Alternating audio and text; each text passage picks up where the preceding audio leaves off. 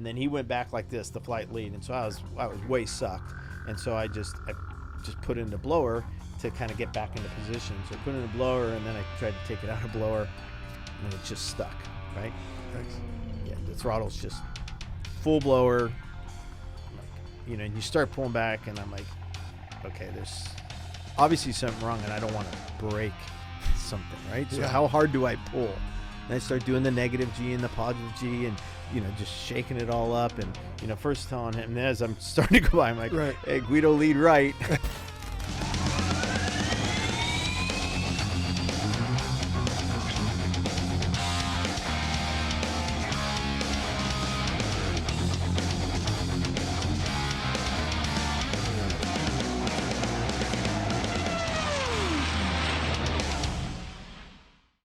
Hello and welcome to the Fighter Pilot Podcast. I'm your host, Vincent Aiello, Callsign Jello, and joining me in studio today is retired U.S. Navy Captain Jim Dimatteo. He flew the A4, the F5, the F-14, 16, and 18. He's an Aviation Hall of Famer and just an all-around great guy. Guido, welcome to the show. Thanks, Jello. All-around great guy. That's usually not in the intro, but thank you very much. All right, well then let me do that one better. You've been a real pain in my ass to get in this studio, mister. I know. I apologize. But I'm glad I'm here. So thank you for having me. I'm looking forward to it. Well, let's see. It was my airline schedule. It was Attack of the Killer African Bees. It was your schedule. It was 100 things. So. It was. But here we are. Water under the bridge. And no bees, which is good. No bees, yeah. I almost didn't want to get out of the car to come to your door to get you because I thought they might get me. Anyway. All right. Well, I mean, your background is amazing. That's why I've been looking so forward to getting you here in the studio to talk about that. And really, sometimes I just start off with, where are you from? What'd you do? And then we get on to the subject. But you are the subject, Guido. So I guess, let's start at the beginning. You come from somewhat, dare I say, a legacy of military aviators, starting with your dad. Well, thanks for having me here. And that's a great intro in the sense of I find myself extremely lucky to be part of a family that's been involved in aviation. Not only aviation, but naval aviation specifically. I wore this shirt today in honor of my pops because he was one of the original Sundowners way back in World War II. Wow. He's my idol as a human being, as a father, as a parent, as a husband, as a naval officer, and as a naval aviator. Still fortunate to have him with us. He's about to turn 102 years old. Wow. So he's got those good old Italian strong genes. Don't know if I inherited all of it, but I hope some of it. And so feel incredibly fortunate to still be have him still be with us. He was a career naval aviator, was 30 plus years. He started out in, like I said, in World War II. When it all went down and the U.S. got involved, he was a tail gunner in a TBM in Miami. And just out of high school, they all kind of went in when things started getting bad. And so he was a tail gunner. And then sure enough, the way... unfortunately, there was a lot of mishaps and a lot of casualties there at the beginning, not only from combat, but just trying to get everybody up to speed and flying these new fighter-type airplanes. Mm-hmm. And so it was leaving a lot of openings for pilots. And so his pilot, who was a lieutenant that he was the gunner for in the TBM, said, you need to sign up for this program. It's called the V5 program. And so he went in as an enlisted kid to the program and had his first CQ on the USS Wolverine, which was a paddle boat on Lake Michigan. Wow. Back in the crazy days. Yeah. And then went zinging off to the Sundowners in the Pacific. They were stationed in Kahului, which is, if you fly into Maui, you've probably flown into Maui Airport. That used to be called Naval Air Station, Naval Outlying Airfield, I think, Kahului. So it was outside of Ford Island's kind of approach, and he flew Hellcats and Bearcats for the Sundowners back then. And then came back, got stationed at, had to go to college then. So we have this incredible story about we found his diary just a few years ago. And one of his entries in his diary is, yeah, I have to go back to college. It's a little college in South Bay of San Francisco. It's called Stanford. And so he flew out of Moffett Airfield. Wow. Okay. And then that's where I met my mom. And fast forward, we have 6 brothers and sisters. My brother's also a naval aviator, was a Prowler A6 guy, and older than me, and big influence on my life as well on getting me into naval aviation. But so that's the history and heritage and legacy of the Dimatteo aviators. But I feel incredibly fortunate, and he started. He was with the Sundowners squadron, and so I was fortunate enough when I was skipper of VFC 13, we ended up starting a permanent detachment down in Key West, and then CNAF at the time, Commander Naval Air Forces, and my CAG said, hey, we have to come up with a name for the squadron down in Key West. And so I kind of pitched a couple different examples. I was the commanding officer at the time. Pitched a couple different examples and or suggestions, and said, it'd be kind of cool with Sundowners. One, Duval Street and Key West they're famous for their sunset. Right. Additionally, it was the most prolific, best fighter squadron on the West in the Pacific Fleet for a long time. They had a great group of people that were former Sundowners, so they had a strong alumni association. And oh, by the way, my dad was part of the first one, so it'd be kind of cool if his son was resurrected it. And CNAF at the time, Vice Admiral Zortman said that sounds great, and so we were able to call it VFC 111, and now the Sundowners are back alive and well. Is there any controversy, dare I even ask, Guido, around the name? Because it's a little bit non-politically correct. The idea was that the Land of the Rising Sun, who we were in battle with in the 40s, was the name is kind of based on that. Yeah, that's I guess, I don't know. Times have changed a little bit. I have this great drinking shirt from my father in 1945. It's hanging in the ready room down in the Sundowners right now. There are some. It was different. They were in war at the time, and the Rising Sun wanted to take over the world, and they, in their squadron of young fighter pilots, it said "Killers All," and they said, if you're taking over the world, you have to come through us. We're going to down the Rising Sun, and that's where the Sundowners came from. An admiral once, when I made the name change down in Key West, he said, this was called the Sundowners because the men worked from sun up to sundown. The men and women worked from sun up to sundown in the squadron. And one of my good memories was my dad coming up, son, and he goes, I don't care how many stars are on your shoulder, it doesn't give you the right to change history. Yeah. Because we were called the Sundowners because we were stopping the rising sun. And he goes, and if we worked from sun up to sundown, we'd call that a half a day. And there were no damn women in our squadron. So that was my dad's little thing. So politically incorrect. Sorry, we're starting off that way. I know. Sorry, I brought it up. It was... well, the world has changed, and now we have this feeling like we're supposed to be sorry for all these things that happened. But, right, like you said, that was Japanese imperialism. We're friends now, and that's good. But Absolutely. At the time, they were conquering basically most of the Pacific. And kill or be killed. And so they were warriors back then, and you and I have a great appreciation. Most naval aviators do. We stand on the shoulders of the giants that came before us, and I'm fortunate one of them was my father, but your father, all our fathers and mothers and uncles and all those individuals really paved the way for our freedoms today. And so was everything politically correct? No. But they won, and now we're here and free and alive. So well, I appreciate you mentioning it. My father was a foot soldier in Europe. Yeah, he was in Patton's Third Army. Wow, fought at the Battle of the Bulge. Wow, and see, he didn't like to talk about it after, so we didn't get very many stories. But we weren't as close as it sounds like you are. Is your dad local? He Walnut Creek, San Francisco Bay Area, and he never. It was interesting. My whole life, he never said anything about any of this stuff. And then occasionally as a naval aviator, I would say, holy cow, this happened to me today.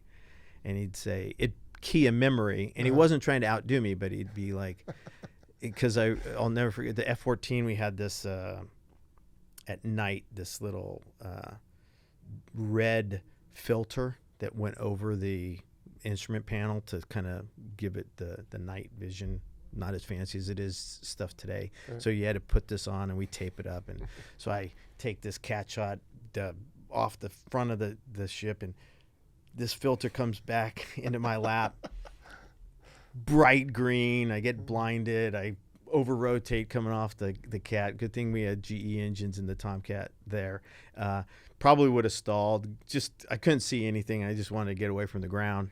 And so of course, I say to my dad later on, I'm like, yeah, man, this was just crazy. Got this cat shot. This happened. I was scared. And of course, I don't know, 30 years old. And it's the first time he goes, I remember when I got a cold. It was right when they first started these cat types of hydraulics maybe back then. And and it was like a hammer getting hit. And it broke something and in the engine. And he just, at night, he was a night fighter on one of his cruises, and he was in a Corsair, and it just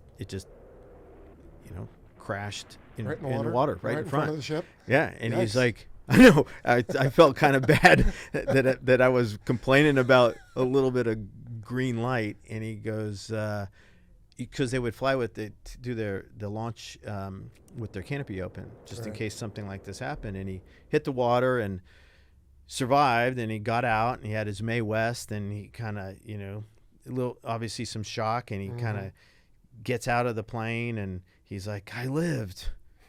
And then he turns around and he sees, the carrier bearing down on him. And, fortunately they did the little, thank goodness.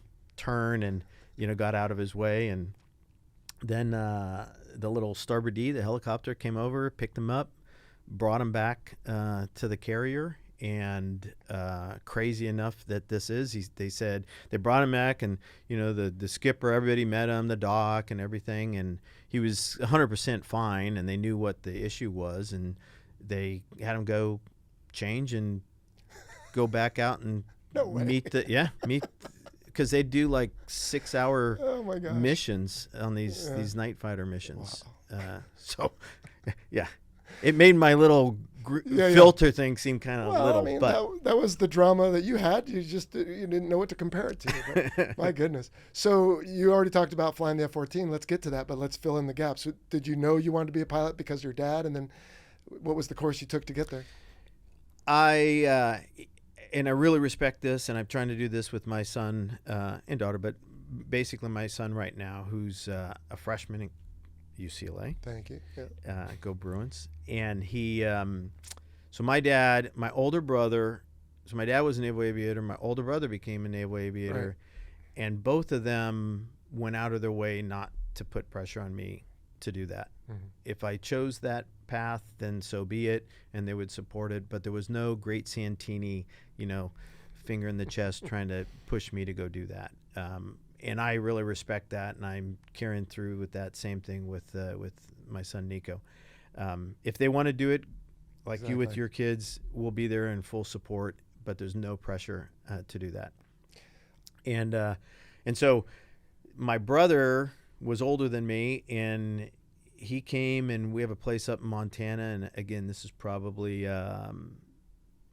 it doesn't matter now, but he came and did a little air show for us on Flathead Lake, and kind of, he was an A6 at the time, so they just buzzed around and did some stuff. And I just remember as a young high school kid at the time looking up going like, holy cow, I want to do that. And the one piece of information my dad did suggest, which I carry into my life, is it's better to have tried something that you potentially want to do and fail, if that's the word, or not pursue that, than never to have tried and then regret for the rest of your life not trying to do something.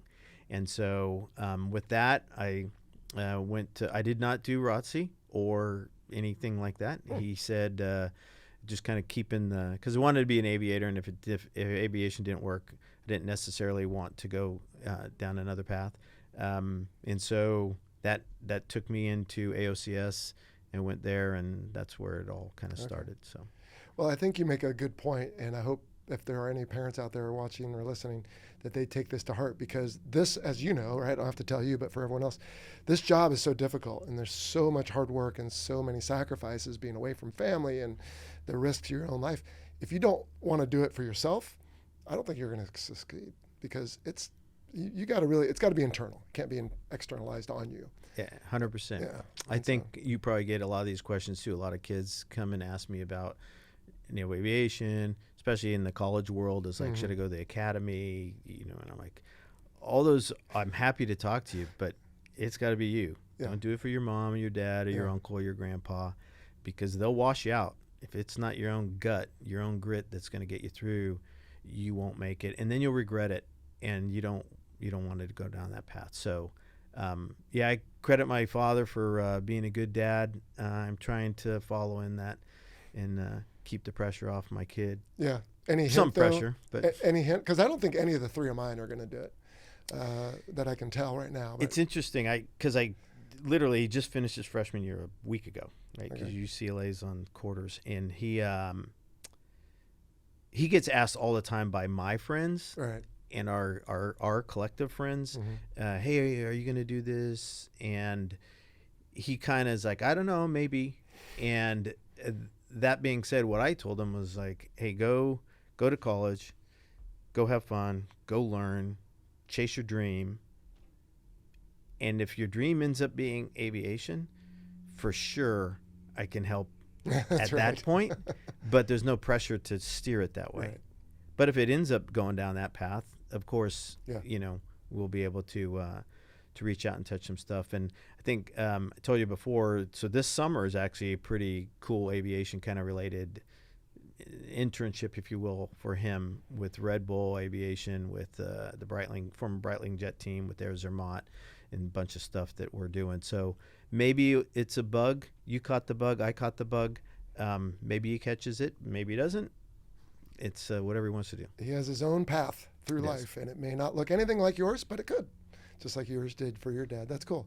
So you went to Berkeley and got to AOCS, did well there, went to flight school, did well there. Did you select the F-14 straight out of the training command? I did. I was fortunate at the time. That movie, what was that movie called? Iron Eagle. Iron Eagle, that's exactly what it was.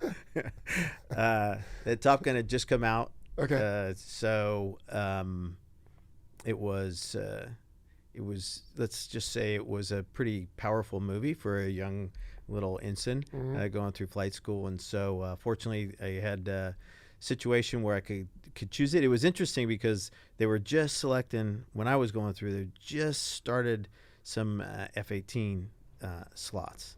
And it sounds like I'm arrogant here, but it's good and bad to be at the top, because you get your choice, but then you also blame yourself if you choose poorly, right? There's some benefit to having some happenstance happen. And so I remember asking my brother, and I'll never forget his input, as I said, should I go Tomcats or Hornets? And he said, he goes, if I were you, I'd pick F-14s in San Diego. He goes, at most, you're going to fly 1 hour a day. That means you're going to spend 23 hours a day in San Diego, in wherever you are. Yeah. And he goes, I'd much rather spend 23 hours a day in San Diego than in Lemoore. Sorry, no offense to anybody, but that was his guidance to me. And I said, sounded good. And so we picked Tomcats and came out to. People who watch or listen to this show are, I think, a small sample of the general population, which just seem to love the Tomcat. And we had a whole spin-off podcast about it, the F-14 Tomcast. I think you were on a show called, Tomcast Tales?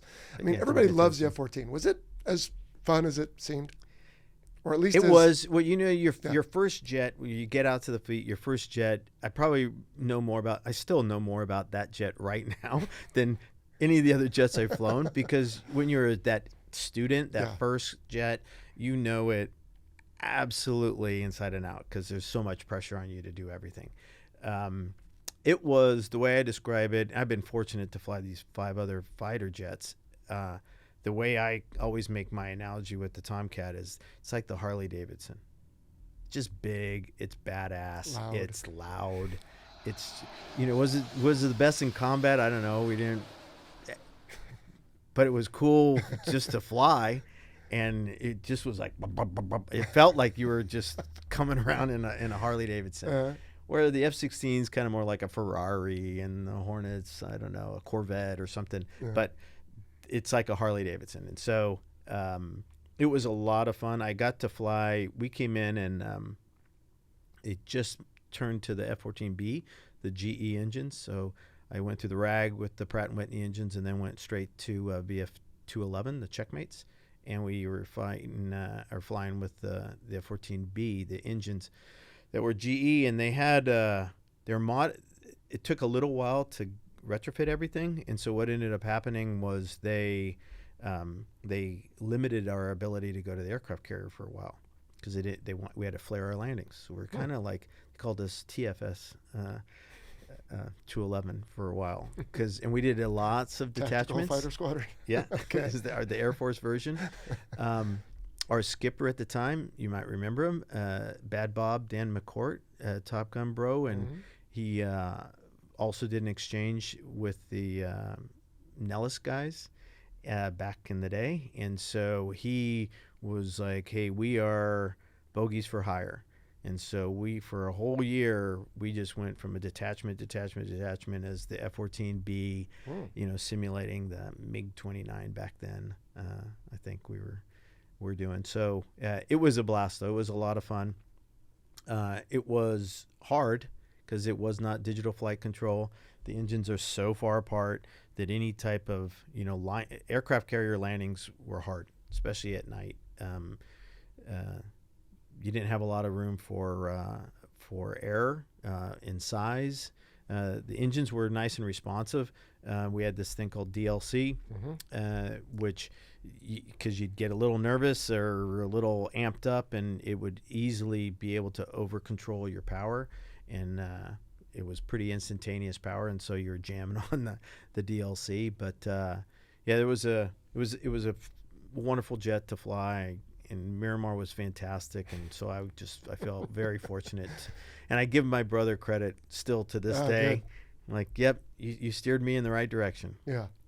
Well, as I remember, direct lift control, I think it was just something that kind of came up and spoiled some of the lift on the wings. Right. And so there's a little roller on your stick, so it just comes straight down. Yep. So you didn't go to the boat initially, but you finally did go. And did you end up deploying in it, I would assume? Yeah, absolutely. Okay. Yeah, and we went to Desert Storm. Ended up, that's where... my first real cruise on the Nimitz to Desert Storm. So, that was and our sister squadron was VF-24 at the time. So we went out. We had a brand new 2 F-18 squadrons, new Prowlers, new E-2. It was state of the art at the time. Yeah. Air wing. So but the F-14 in Desert Storm, not to go on a huge tangent here, didn't get a lot of action because it wasn't quite in the bombcat business yet. Plus, the Air Force and the Navy hadn't figured out how to play well together yet, and it was sort of an Air Force show. 100%. So did you... From the air-to-air side, we were kind of relegated, in total honesty. We were relegated to, like, you could tell... You guys go over here. Yeah, you guys... Guido, you're really good to be right over on this cap. But it was more... The Air Force were driving the air-to-air in large part right over Iraq, and then we were kind of more in a support role. But was interesting was we had the higher number Tomcat was also what we called the TARPS squadron, and so we were the TARPS Tomcats, and so we would carry a TARPS pod, and as crazy as it sounds to do BDA. So I was a TARPS pilot as well. They designated, I think, 3 of us in the squadron, and so we would go and to see what the BDA was real time before all the fancy, some of the imagery with satellites and if there was cloud cover or whatever, which was kind of like, okay, we're going to come through, spool everybody up, drops a bunch of stuff, and then Guido's going to come through and try to take pictures of it after everybody's upset. So that was... those were the more interesting But stories. You didn't necessarily, not to take away from that story, I'm sure it was harrowing, but that wasn't harrowing. New. I mean, they had done that in Vietnam, right? The RA-5s and absolutely RF-8s and a bunch of others would do the same thing. Usually they ran away from the escorts because just firewall the throttle and get through and Yeah, take the you pictures. just speed is life or whatever they said. It's like, I don't care if the picture's blurry. I did my job. I went over. Oh my goodness. Did that tour though, was that the first and last time flying the Tomcat? Because you have a litany of aircraft, and as long as I've known you, I don't think I really know your story that well, but I'm guessing you go from that to probably an adversary squadron next. Correct. So I came back. So we came back to Miramar. I mean, that's where we were stationed. And so Okay. after all the cruises, my first fleet squadron was done. Then went over to 126. And so it was Top Gun 126. We shared hangars, aircraft, the whole thing. We were like their Red Air, if you will, at the time. We were flying the F-16N and then the A4 Super Fox. So it was... That must have been glorious. Yeah, by far. That was, I think I had, in my logbook, I think I looked once and I had 500 hours and it was 500 sorties. It was over 500 sorties because most of them were, just hard charging BFM. Back in that day, that was the big deal. Yeah. I used to be 6'2" before that cruise. Now it shot me down a good Your 6 spine has been inches. compressed. Yeah. Oh dear. Yeah, so that was the F-16N and the Super Fox, and those were fun jets to fly, and you got very good at it, as you know. You get very, very good when you fly 3 times. Oh a day. gosh, yeah. Had you flown the TA-4 in training? I flew the T2 and then the TA-4 Yeah, okay. in training. So Super Fox, it had the P408 engine, and it was the 2-seater. The TA-4 was nothing like the Super Fox. You could bullseye it. Remember the cone of death or whatever they'd talk about? Not in the Super Fox. You'd go right up, and it had so much power. So the things I would remember would be rotate. So you're full power, rotate. And your head's like this, right? You can't see anything. The canopy goes up to here, and you just have the little head. And somebody made the analogy of it's like you're on the grill of a car, and you're just. I mean, you don't see any plane around you. You're just your head, which made it funny because if you had to like do a cross country with a map, it was challenging. Yeah. But.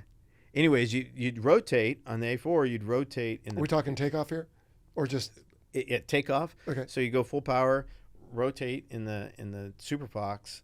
You'd have to bring the power back at least halfway, raise the landing gear, and you couldn't touch the throttle until the gear were up because you would overspeed the gear. So you had to take off, pull a huge chunk of power off because it was so powerful. Wow. And then in dogfighting, you had those slats that would come out. Gravity. Aerodynamic wise. And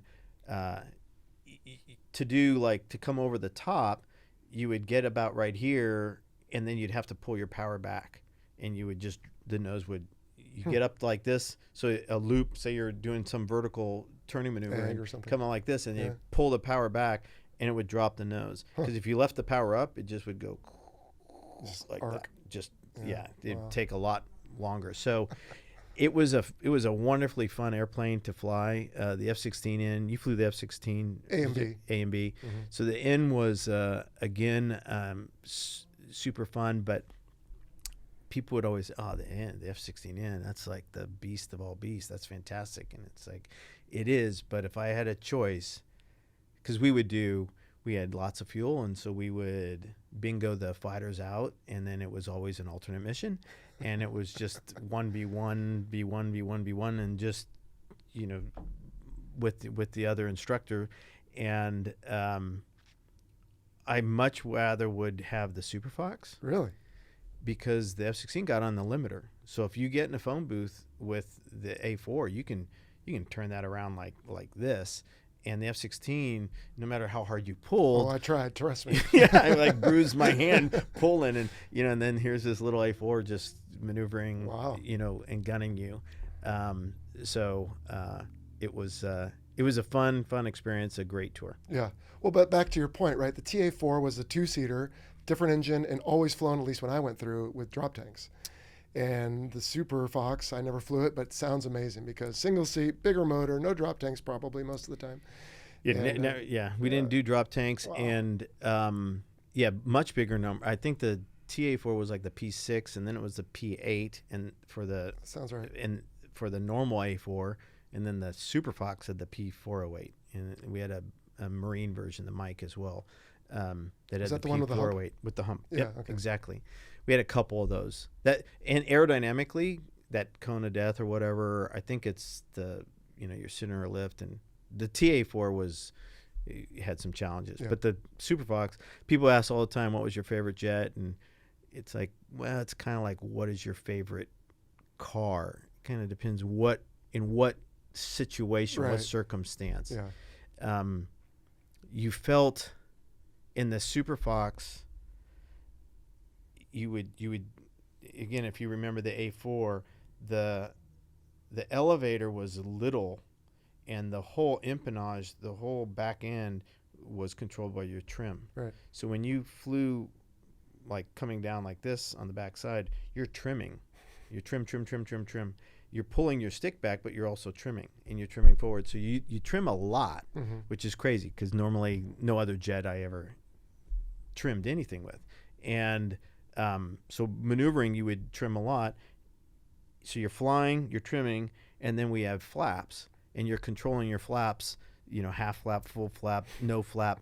And so when there was a lot of stuff going on, Right. and your rudders, and you could maneuver like crazy. So when you got really good at it, which we did inevitably, Sure. not because we're the best pilots, but when you fly it 3 times a day, every day, 5 days a week, you get good at it. I hope. Yeah, even we got good at it. That whole kind of combination, it was like there was no digital flight control system. It was your personal flight control That's system. right. It wasn't But fly when by wire. It was fly by Guido. But You were over there doing everything. And it was, but when you got good at it, it was very fulfilling. Yeah, it was I bet. super fun. Yeah. And some of the Tomcat, I'll never forget the one Tomcat guy goes, we come in the brief and he goes, so Guido, you in the F-16 or the A4? And he goes, I said, oh, the A4. And he goes, and he turns to his Rio as a young guy, and he goes, well, we'll fly single engine on this one to give Guido a shot. And I'm like, okay, fight Ding, song. ding. I'm like, this one Yeah. I'm personalizing now. Not that we would ever do such a thing. No. Holy right. smokes. Yeah, sorry. All right. So, golly, I'd let's. stay professional, though. No, of course. So let's see. So how many hours did you end up with in the F-14? Because you didn't go back again. No, it was Yeah, like okay. 1,300 hours Okay, or so. so over 1,000. How about in the A4 and the F-16? A4 was about 1,000, just Okay. under 1,000, and the F-16 was like 600. Okay. Were you there, by the way? So I don't know where Size was, but he was somewhere where they had like the Kafir, the F-21 or something. Were you anywhere near that? Yeah, so that was the East Coast version Okay. of what we had. So we were here, Miramar, Top Okay. Gun. They were Oceana, and they had the Kafir Okay. back there. He would talk about doing like the hat trick. He would have 3 flights in a day, and he flew, I guess it was the Kafir, the A4, and maybe the F5, I want to say. I don't know. If did they have the he would ends? do the so I talked about that, and we had a hat trick because we also did, and it sounds silly, but it was fun. We had a T2, and we did the departure spin out of control flight program, and so in the T2, if you recall, super forgiving aircraft, and so both the pilots and the Rios we would get them into some type of departure, multiple different types of departure. They're flip-flopping around, and they would physically have to go through their boldface to do that, which sitting here to go through boldface, as you and I have done it 5,000 times in a brief, totally different than when your head's slammed up against and you're flip-flopping around. And so it was a great program. I wish the Navy still did it. As a pilot, it was super fun because it was just – you go up, blah, blah, blah, blah, and then you go, okay, you got it. And then they'd flounder through their departure control, boldface. And whatever they did, it would recover. So Right. it was going to recover. Very but docile aircraft. Yeah. But it forced them to go through it in a really strenuous situation, and everybody walked out of that going like, okay, yeah, I got to take this a little more serious if you really get flapped around like that. So we would do the hat trick: F-16, A4, and T2. In general, though, we were supposed to fly 2 jets. That's what the Navy kind of said. Be NATOPS qualled in 2. At the end, I had 3, but it was the F-18 A through D and E and F, and they decided those were close enough that they counted that as 1. But all right, I have to ask off the record, how was the Buckeye in a dogfight? I'm sure you never did, but just theoretically, it was theoretically. It would do really well because you could just pull until the thing departed, and then you knew exactly how to recover. Yeah. And hypothetically, of course, Yeah. I could do that. You got to help me actually, because I'm writing my memoirs and I'm writing about the. Remember, did you do like the gun profile in the T2 in flight school? Yep, exactly. Did it have like a little light you turned on, like a little gun reticle or something? It didn't have a gun, but did it have something you turned on, or did we just fake it and point at the banner? That's reaching back in All my right, well, memory cells, work but on that. I know the A4 did, Right. Because We used did it the for A4 bomb dropping. Yeah, but I don't recall if the T2 I thought we did it. turned something on, but maybe we just pointed at the banner. But I remember I sort of struggled through most phases because I was very blue collar, but I did pretty well in the gun thing, and it was fun. Yeah. Yeah, It was my favorite story in the gun pattern was, remember you tried to bag hops, and as a student, there was a salty old guy in Kingsville. I don't know, he's like a 80-year-old. That's my perception. Like 80-year-old commander, and he was the toe, the banner toe in the T2, and so as a student you could like bag an extra hop, and you'd just be his autopilot. So he'd get you up there and you just fly at 10,000 feet or whatever it was, and he's out there, he's the safety observer, making sure the kids don't run into each other or simo run. And then all of a sudden I'm like, I'm back there and doing my little, trying to stay right on altitude, and I'm like, Sir, there's smoke and fumes. I smell smoke and fumes in the cockpit. I think I know where this is going. And he goes, say again? And I go, sir, I smell smoke. I smell smoke in the cockpit. Smoke and fumes, our boldface procedure. Right. And I look up, and he's got a mirror, and he looks, and his visor's up, and his mask is off, and he's like, like that. That's what I kind of guessed. Yeah, and I'm like, but it used to, T2 had a ashtray in it. Yeah. So that was during the T2 gun pattern. Oh boy. When did you get to the F-18? And maybe is that a segue now at the end of your shore tour as an aggressor? By the way, is that when you first went through Top Gun? Did you do that there? Okay.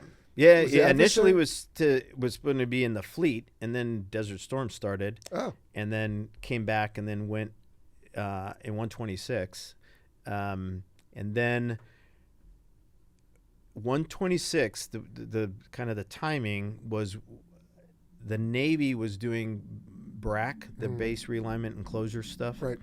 And this is when the worst day in the world, when the Marines took over Miramar, and they came down from Point Mugu or El Toro. Yeah, they came down from El Toro and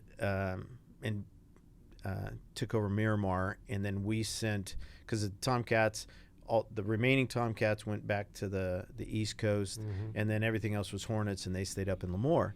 And so during this whole process, what ended up happening was they were shutting down. They said, hey, we're going to move the adversary role. So Top Gun, we're gonna move this, the whole. It was, at the time, it was just Top Gun, right, and 126. We were just merged together to do mutual. They would do more of the lectures and the light blue T-shirt side of it, and we were the adversary for 90% of the sorties. And then they ended up saying, we're going to move this to Fallon, and we're going to go under this umbrella called INSOC and try to make it an Echelon 2 command, kind of like the Air Force did with Nellis.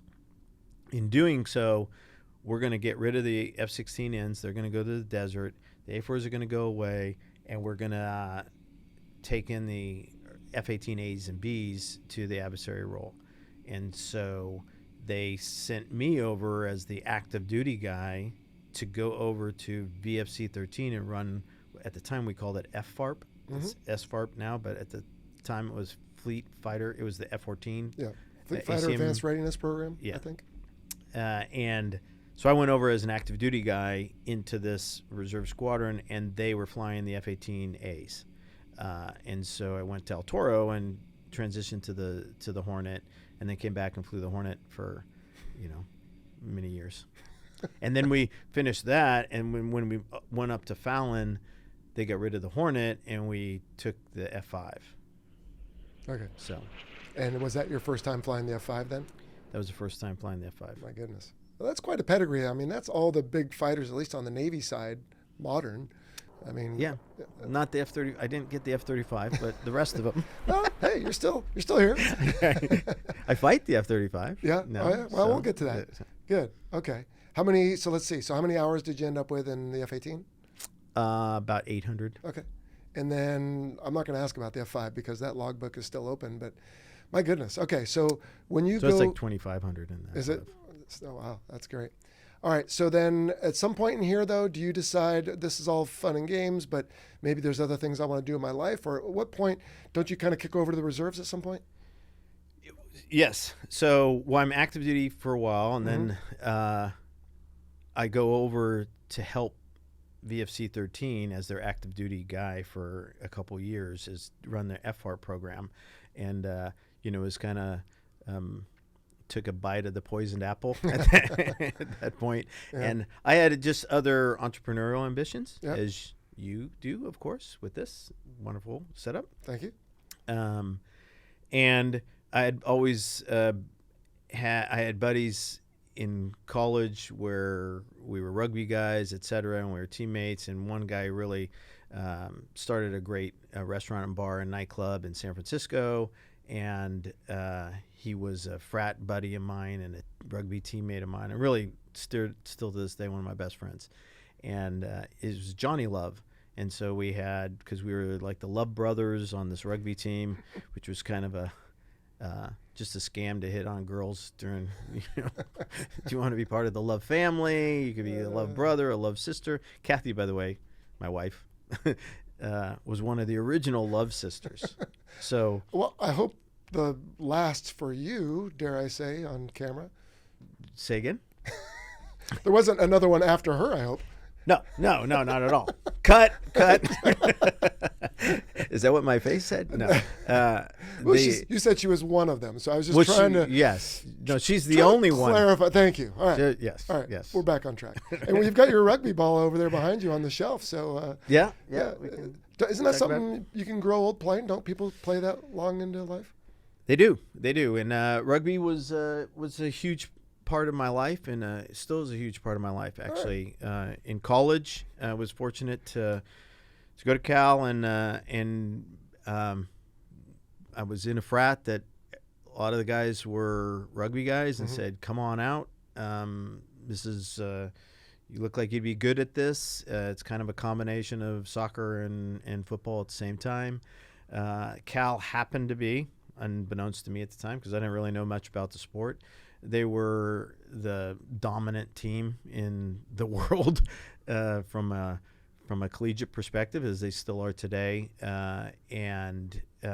So won 3 national championships when I was in college. Love the sport. From a cultural perspective, what rugby, I think, brings different than American sports like baseball or football. You tend to, the coaches are like, in football, and it's like you're supposed to hate and kill the guy before the game, during the game, after the game. And rugby's a completely different culture. It is, we say there's 3 halves. The first 2 are on the field. The third one, the home team has to, this is on international, on a high school, on a grade school level, has to have a party for the visiting team. Nice. And so food, beverage, so the little kids will put hot dogs, hamburgers, and soda pops, out, and all the families come. So you just are beating the snot out of each other on the field, and then you have to whistle blows, and you got to come and you got to share a meal. and you realize very quickly what sportsmanship is all about. And so I continued. I was fortunate. I continued to play on some national teams after when I was in the Navy, which, depending on the skippers, whether they allowed me to do it or not do it, and injuries and stuff like that, was interesting. And then fast forward, my son started growing up and loves the sport. He's playing at UCLA right now. He won a national championship in high school last year or year before, and loves the sport as well. And again, it's more of I tell people all the time, I learned more in college about life from the rugby team and the rugby pitch and on the field, and being with that team than I did in a classroom. Yeah. When it comes to overcoming adversity and being a teammate and, grit and leadership and following people and getting along with people and, what it takes to work yourself up to be at the highest level performance, which translated into being a fighter pilot. And so, yes, I love the sport, and I'm fortunate that my son is maybe I pushed a little bit on that side of it. Well, hey, you only promised you wouldn't push the fighter pilot. Yeah, that's you right. didn't say That's about right. rugby. Well, it's good to have something a father and son can share. He loves it too, so good. That's good. Yeah. Well, and I have a listener question coming up about rugby and air combat. So let's come back to that. But you go up to Fallon. Fallon's an acquired taste for some, but I liked it up there. Do you kind of stay there for a while because you end up commanding VFC 13?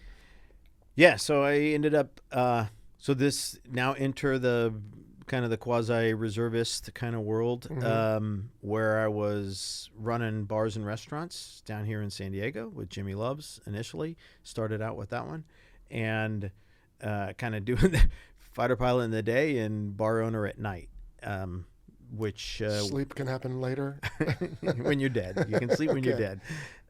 So that was kind of how that transitioned and got me kind of balancing the life of naval aviation plus entrepreneurialism at the same time. My commanding officers and CAG they're kind of like, hey, don't know if this is going to work. This isn't normal. But as long as you do it to the level that we need you to do it at, then it will work. And so I kind of balanced both of those for a while. It was easier when Jimmy Loves was here in San Diego and we were still flying out of Miramar. When we went to Fallon, that made the transit was a little bit more difficult. So what I ended up doing, interesting in our location here, I bought a Piper Meridian. It's like a TBM. It's got a PT6 engine, jet prop kind of capabilities. So it's a turbine engine. I kept it right here, that hangar, right out there.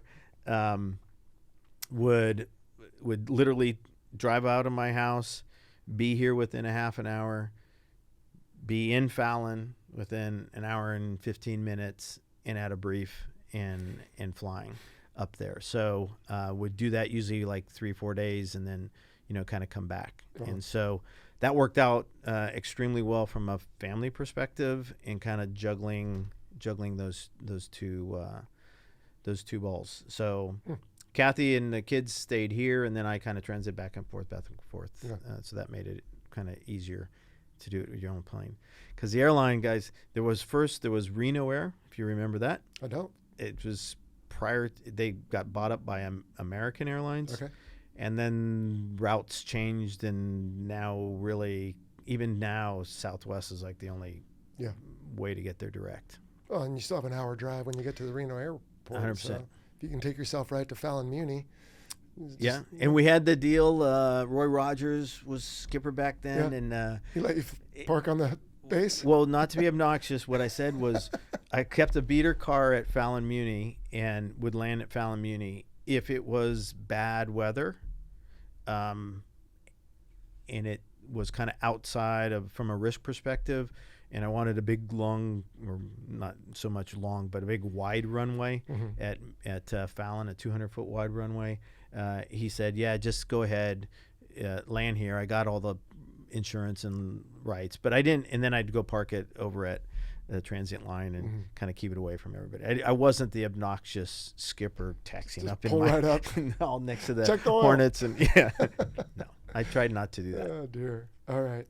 Well, at some point, let's see. I don't know where we are in history now, but at some point you are down at CNAF, as we've identified earlier, here in San Diego. So your family is here, so that was great. And you're still flying. And I know all this because we had a spin-off podcast called The Merge a couple of years ago. And we featured you as one of the guests talking about a story of a mishap, which was very tragic because it was fatal. But you were still flying, and that was, I want to say, 2008. Yeah, that was after. So I commanded up the fighter squadron or the adversary squadron up in Fallon, and that's when we also started BFC 111, the Sundowners. Okay. So we were, from a Navy perspective, we were flying around 7,000 hours, adversary hours in the squadron per year, which is a lot. Okay. And 1,000 of those hours were transit down to Key West. To support the East Coast squadrons? To support the East Coast squadrons out of Key West. And so it made a business sense to say, let's resurrect a adversary squadron. Used to have one down in Key West. They really need one down in Key West. So at one point I was the commanding officer of both fighter squadrons. Wow. 111 and 13, which was unique. Two different UX, the whole thing. But it was, yeah. And the restaurant? And the restaurant. And then after that command tour was done for both of those squadrons, I came here. Vice Admiral Kilkline.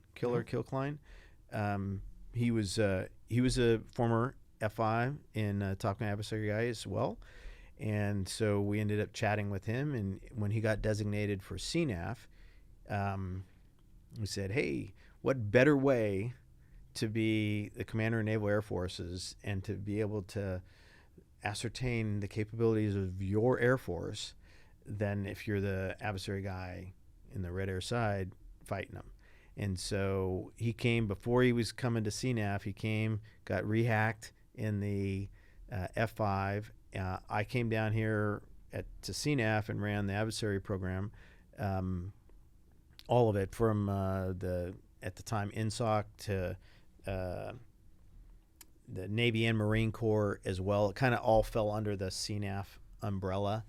And fortunately, he's like, "Hey, Guido, you help justify, they'll bring a jet down, and then we would go out and fight the carriers, the jets coming off, the fighters coming off, the aircraft carriers for the Comp-2Xs and the different exercises down here." Leading to deployment.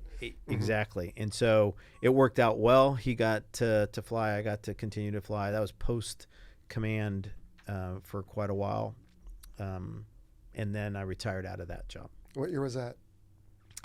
That was like, I think 2013. 13, okay. All right. And I'm trying to think when we first crossed paths, because I was at Fallon on the N7 staff from 2000 to 2002. Were you at 13 at that time? I was. Okay, so probably then. Yeah, if you turn around and let me look at the back of your head, I know exactly.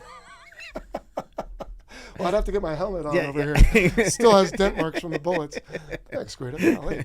And then in 06 to 09, I was at the weapons school in Lemoore. We did a lot of SFARPs, and 13 helped us a lot there. So I know our paths crossed many times. So plus we both live on Coronado, so that's not a bad gig.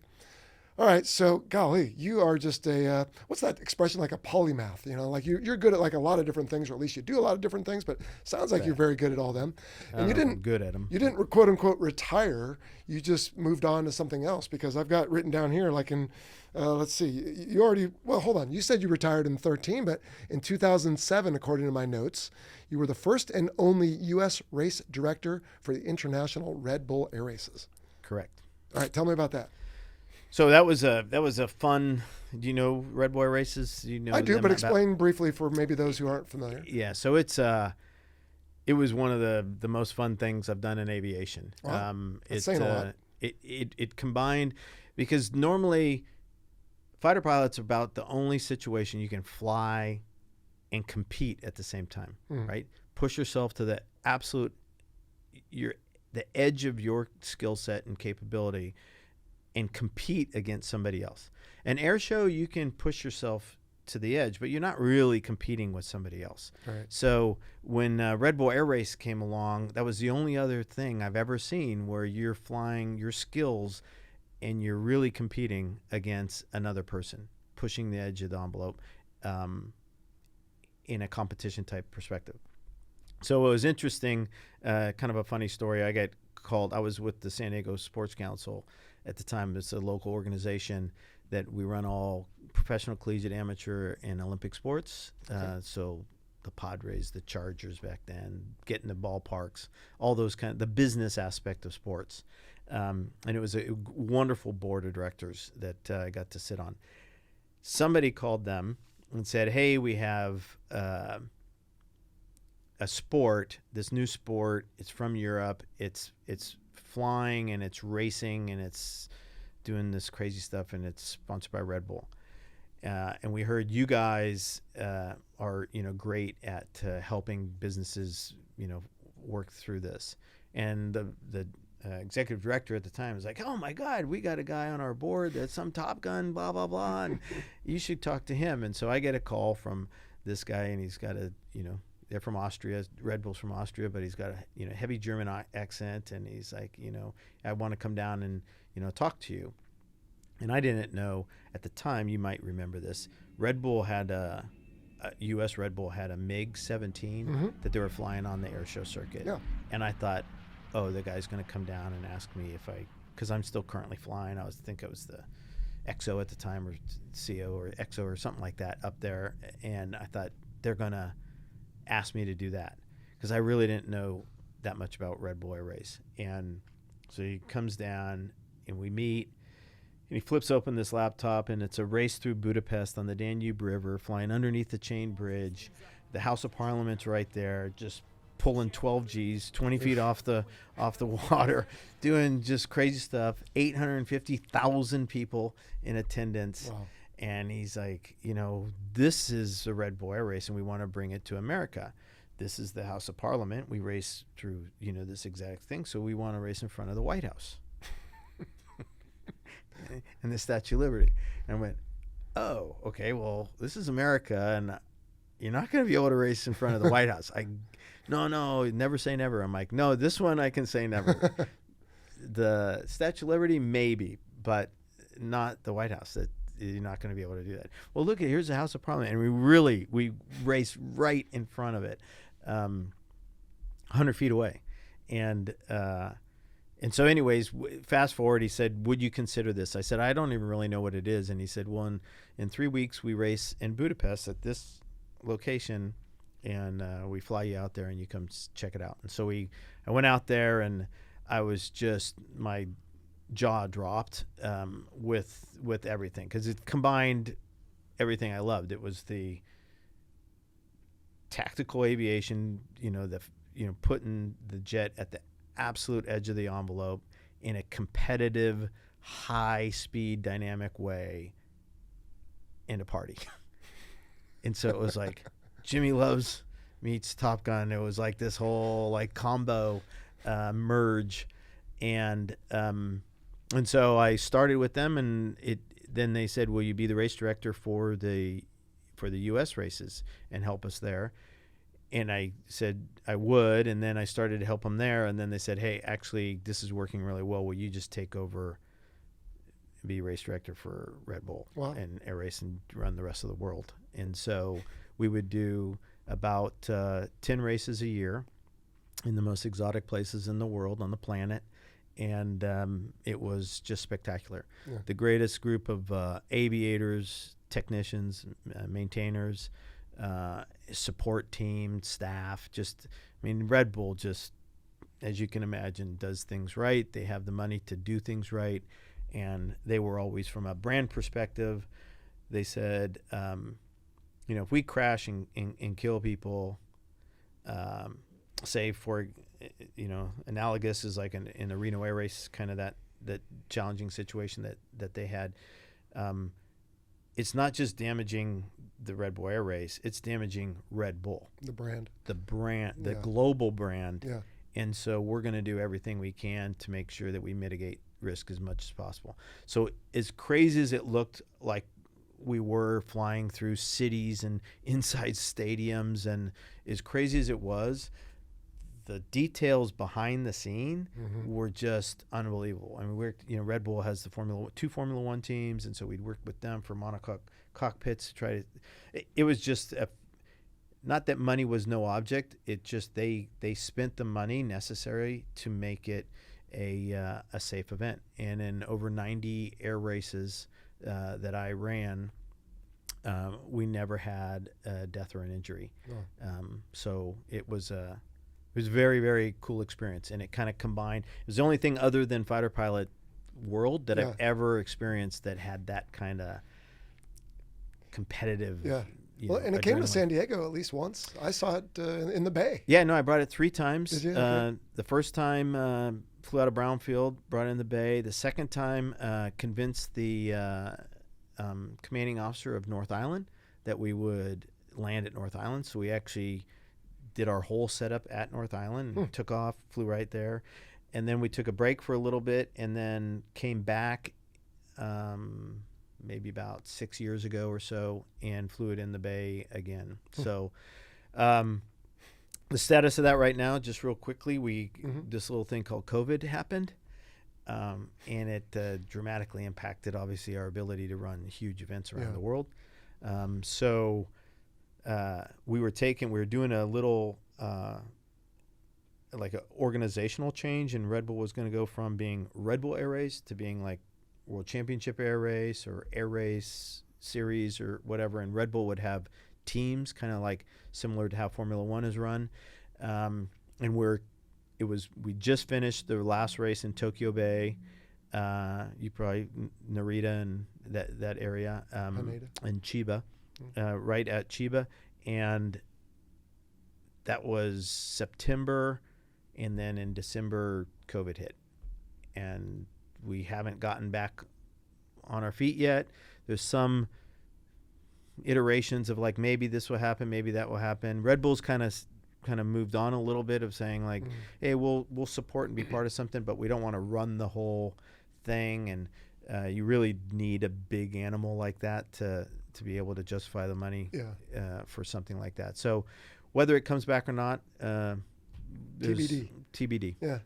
What would you say though because I remember having guests on the show about the Reno Air Races, since you brought it up, and one of the issues that they sort of bristled at is that they are neck-to-neck racing, whereas the Red Bull Air Races are sort of solo, go out, race, get your best time, and then compare times.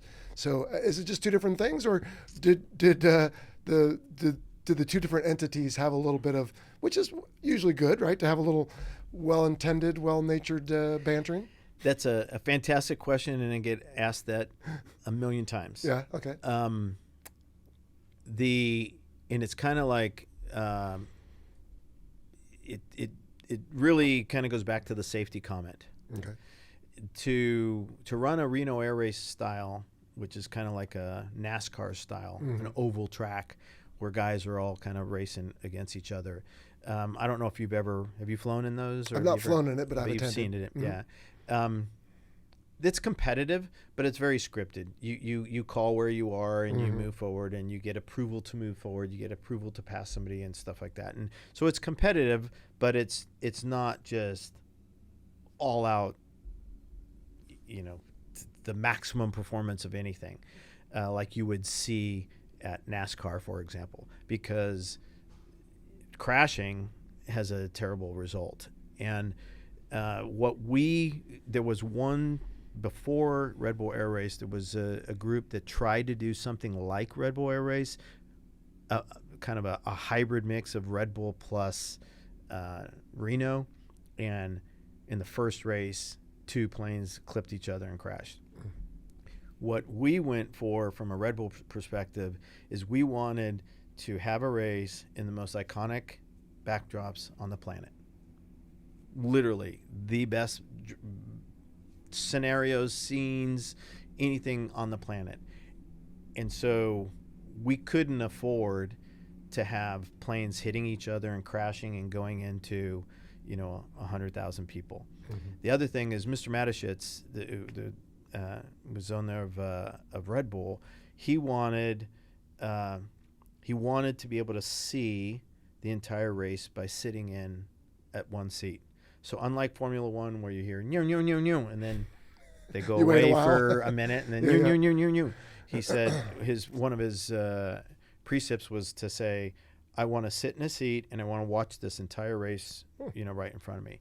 So they are, being from Austria, their sports they're huge downhill skiers. And so their concept, the downhill is, for example, one guy goes against the clock, right, and then the next guy goes against the clock, and that's the competition. You go through the course as fast as you humanly can go, but it's one at a time.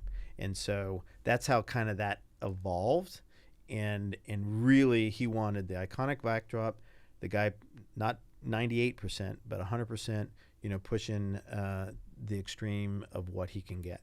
And that bodes well for the brand itself of Red Bull, right? It's an energy drink, and it's about, thrill, kind of high adrenaline kind of stuff. Yeah. Well, it'll be interesting to see if it comes back. I'm imagining at this point it's just a business decision because they've done it and they proved that it works and people enjoy it.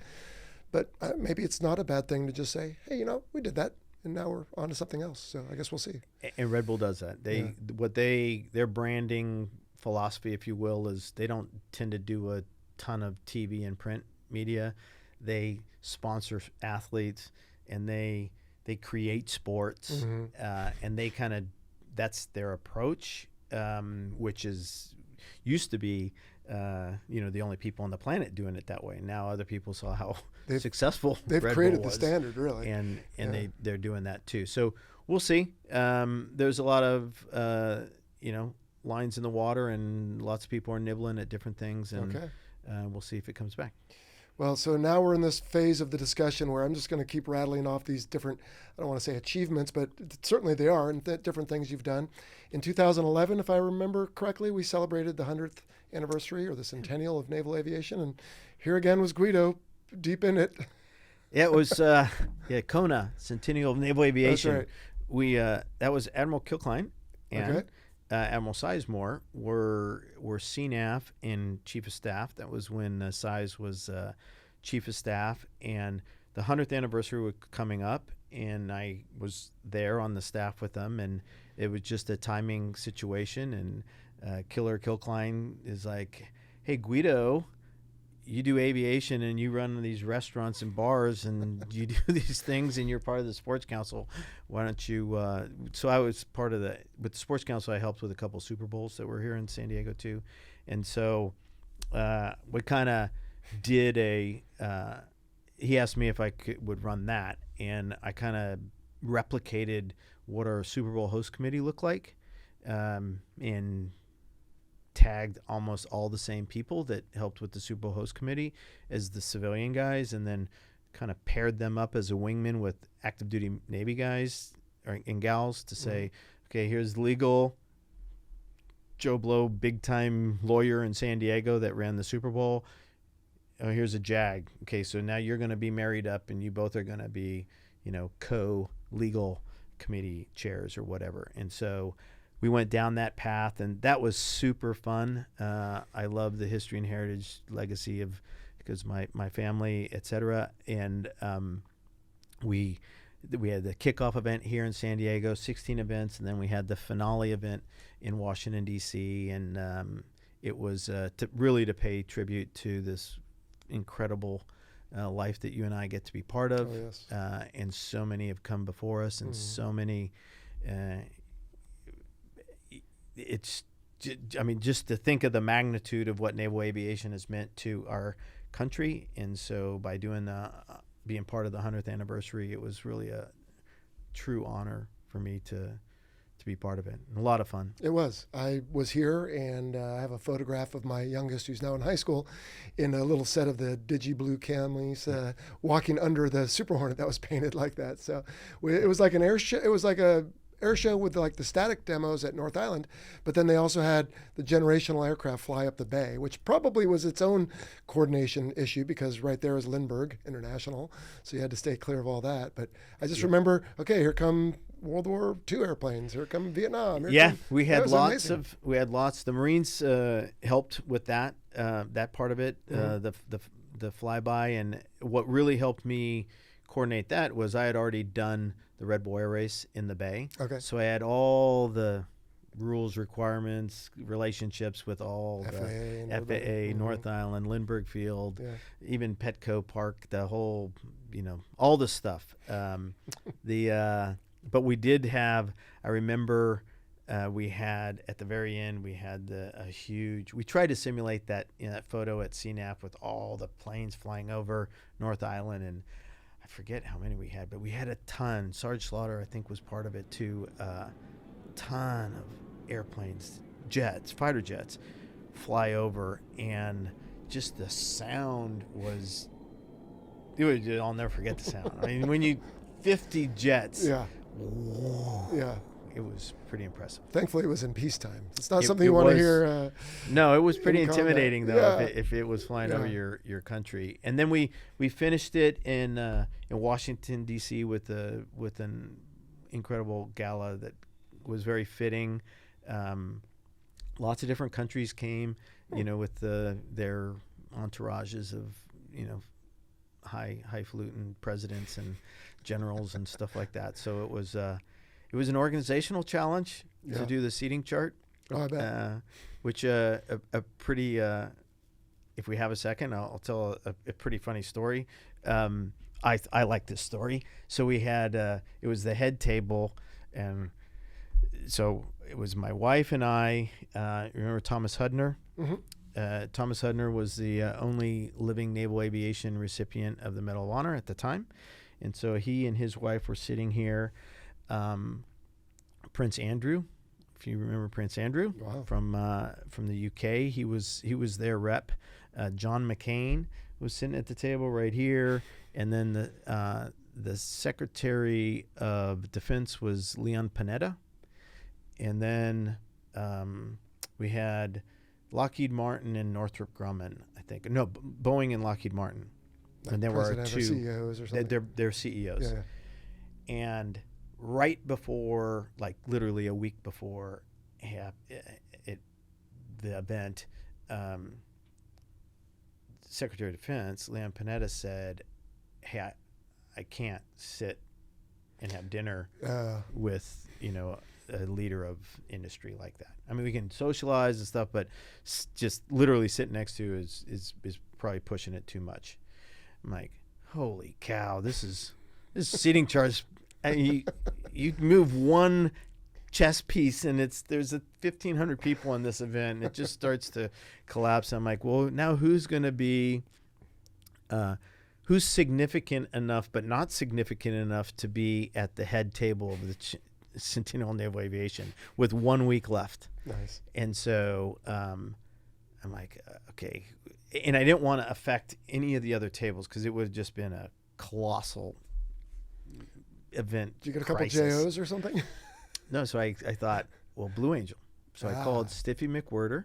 He was the commanding officer of the Blue Angel. And I'm like, hey, Stiffy, what are you doing next week? I'm like, you want to come to have a party? And believe me, you're going to get approved for this. So, bring a Blue Jet up. It'd be pretty cool. And then Chris Ferguson, who was the last commanding officer, naval aviator, checkmate, and last commanding officer of the space shuttle. So he flew the last space shuttle. So they're NASA astronaut, Blue Angel. There you go. Not too big, but not kind of worthy, if you will, of the table. So the funny part was, so there was Prince Andrew. So during the dinner, I'd look over, and I kept calling because Chris Ferguson's call sign is Fergie. Well, I totally forgot that his ex-wife was Fergie, of the Fergie, for Prince Andrew. So you might not even know this because I kind of did not. And so about halfway through the whole dinner, Prince Andrew kind of stops everything. He's like, please Call him anything you want, but stop calling him Fergie. Every time that happens, you send a chill up my spine because I think I'm going to see the redhead, come walking in. So some of your other listeners might get a fun kick out of that. But yeah. Anyways, that was Centennial Naval Aviation. Fun times. Wow. Well, golly, we could keep going. I hope you got plenty of time because the next thing I want to ask you about, we doing okay? Yeah. Next thing I want to ask you about is in 2012. Sounds like you helped revamp and run one of the largest aviation events in the world, Air Venture in Oshkosh, Wisconsin. Yeah. So again, right? You're this guy who gets things done. You're kind of like Red in Shawshank Redemption. Like if it's an aviation thing you need to get done, you go to you. Well, I was fortunate that I was kind of just a lucky guy in the right place at the right time. Okay.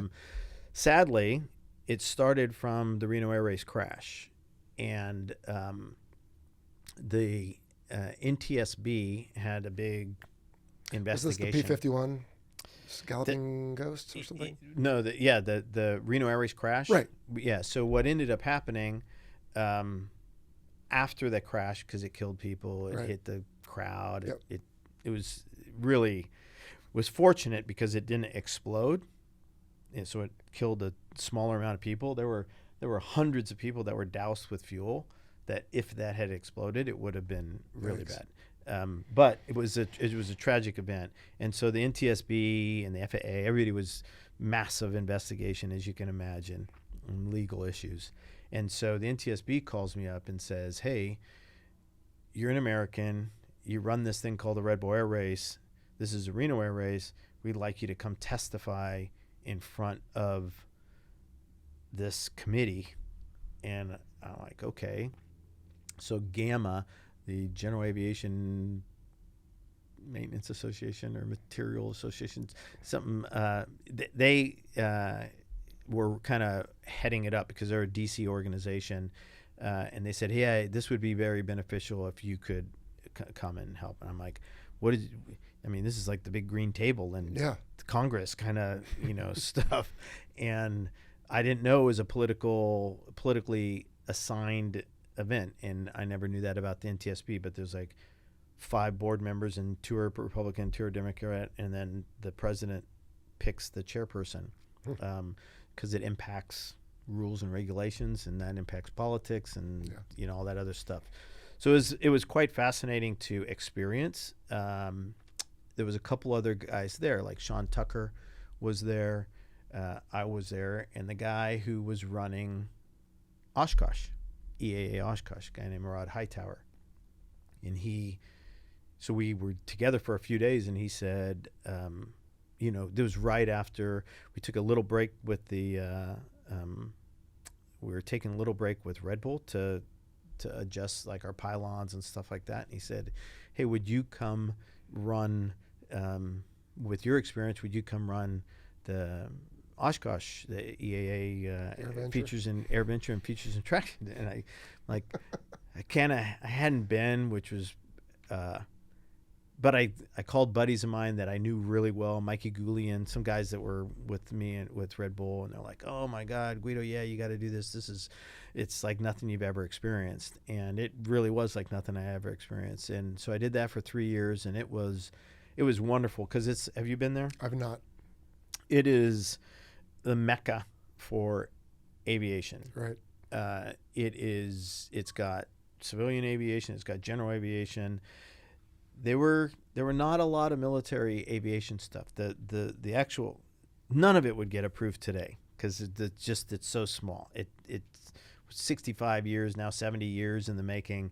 It evolved over time because if you went to the FAA right now and said, "I want to do this right here in San Diego," there's 0% chance that you would be able to do it. But it's fantastic. It's the busiest airport in the world. 10,000 takeoff and landings in 1 week time. We have 2 crossing runways, dots on each runway, where 3 planes are landing on each runway at the same time.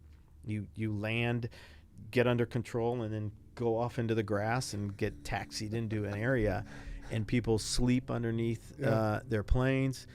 That's just part of it. The other part of it is there's 800 and plus kind of briefings from everything you could ever imagine, from the type of airplanes to maintenance on an airplane to, of course, Experimental Aircraft Association had a lot of builders and stuff like that, to concert. We did concerts every night. Movies. There's a theater in the woods, humongous giant screens. We play aviation related movies and have discussions beforehand. And then pretty much every single company involved in aviation is there. So it's the one-stop shop around the world. If you're Honda Jet and you want to, show your latest and greatest, that's where you do it. Every reporter is there. So it's like the one-stop shop. And so I went there and I fell in love with it. But the one thing that I did recognize, being a military fighter guy, is there was no fighter aviation. There would be an occasional military plane here or there, but they weren't allowed to fly there because the aerobatic box was too small. And so the Blues had never performed. The Thunderbirds had never performed. No TAC demos, would go there. And I thought, hey, we could kind of play the trifecta: commercial aviation, general aviation. I mean, commercial aviation, the biggest planes in the world would come and land there. The Concorde would come do flybys and land there. And so I'm like, if we could add the military aspect. And so on the other side of the field where they have Oshkosh truck and some houses, etc., I'm like, well, what if we just bribe them? Not extort them, but if we bribe them, we sweeten the pot. So I said, I could move the box out. We could take the businesses, create a big party tent over here. We'll bus everybody there. We'll give you free booze and food and sandwiches and sodas and everything. We'll just be there for the 1 hour that the Blues and the Thunderbirds and the TAC demo needs to the increased jet display box. And so that worked well, and it's been a fixture ever since. And so that's how they do it. And then I also added some big jumbotrons because they had Jetman. Do you know who Jetman is? Is it the guy with the pack that can? Yeah, Yves Rossi. Okay. So I brought him, and I'm like, we're not going to be able to see anything unless we have jumbotrons that can kind of see it. And that's the new way of being able to appreciate all the stuff. It extremely well. And so that was a big part of the kickoff start, and did that for 3 years until the Breitling Jet Team. Okay. Wow. That's great. Is it still roughly what you made it into, or is it even progressed? Well, I wouldn't say I made it into it. Okay. Tweaked. Thousands of people have been involved in that for a long time. And, I'm proud to say that I, added a little bit to it, and it's something you should see. It is a bucket list item for anybody who is in any part of aviation. Yeah. It's just cool. It's that homegrown American spirit, and it's connected to aviation, and so you'll love it. I've had listeners and viewers reach out and say, I can't believe you've never been, just show up at the airport, I'll pick you up, take care of you. I just haven't been able to make it work, and it's probably too late for this year. Probably too late for this year, but something I might suggest is do a podcast there. Yeah, need to do that. It would be really cool. 2024. There you go. Yeah, as people are maybe watching or listening, it might have already gone by because it takes us usually a month to produce these episodes. But you and I are recording here at the end of June, so it hasn't happened yet. But all right, so you alluded to it. You went on to the Breitling Jet Team, huh? Talk about that. Well, that was, again, just a lucky in the right place at the right time. You can't attribute everything to that, Guido. Come on. My wife says it's pure luck across the board. She knows the, okay. So we're Breitling, love Breitling, although I'm wearing the IWC Top Gun watch here. So that's another story. But I did that for you, just so you like the patch. That's nice.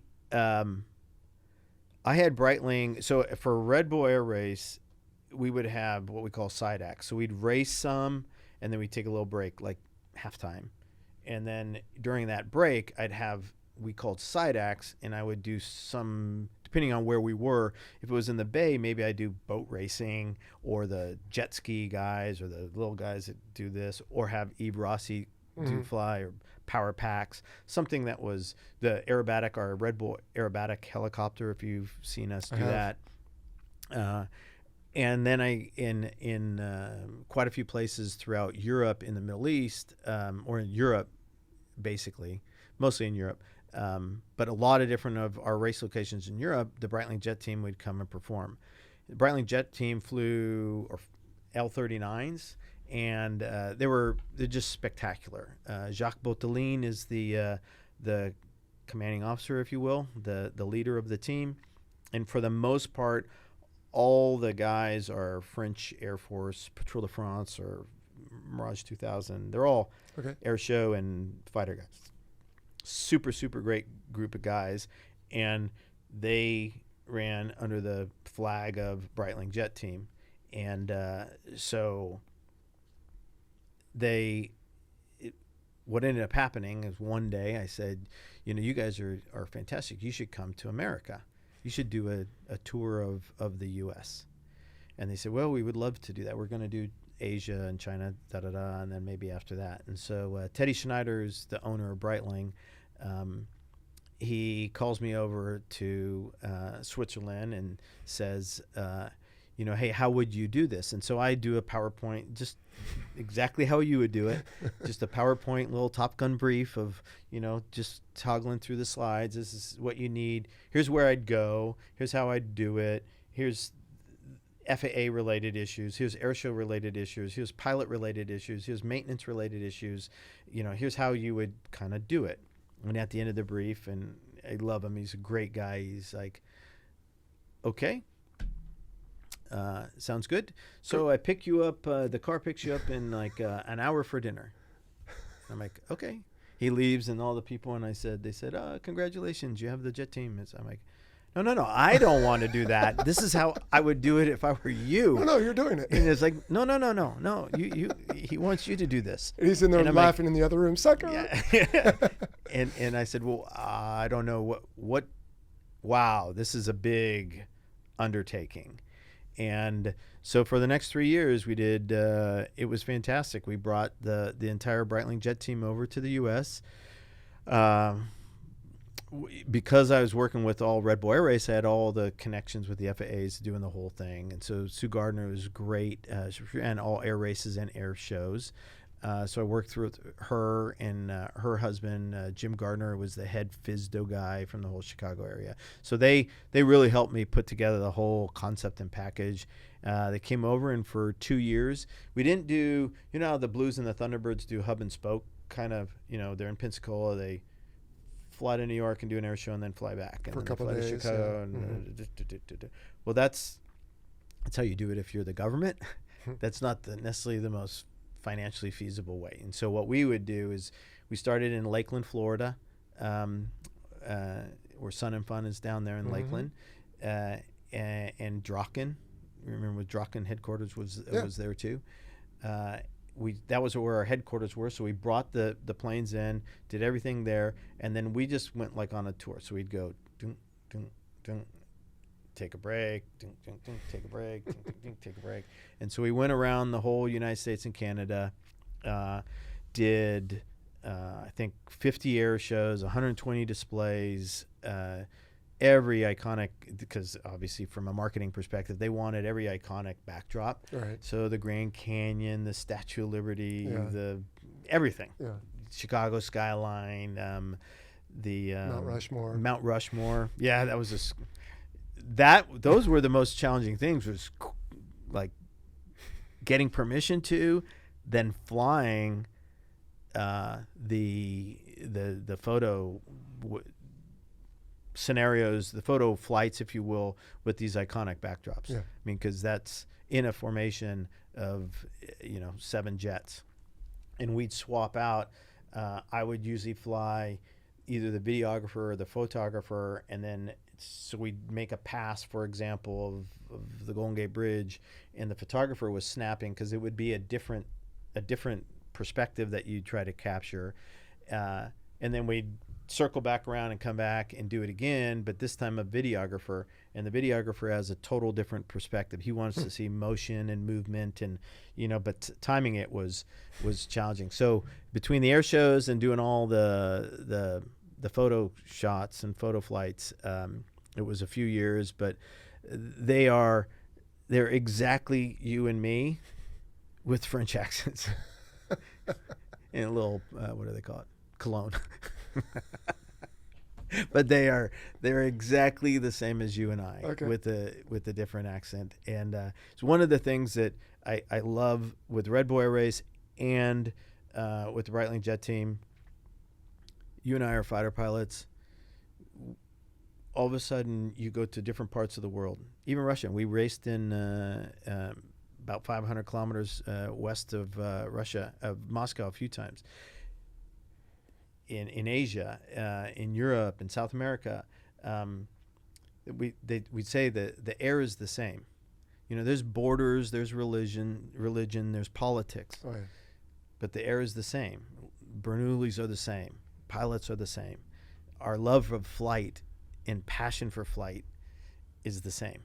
So it was really cool to, from a fighter pilot perspective, where you're kind of like, you're my adversary, to a Red Boy Air Race pilot or a Breitling Jet Team pilot, where it's like, no, it's kind of like rugby, meeting after the game, where it's like, no, our passion is rugby, and it's like, no, our passion is aviation.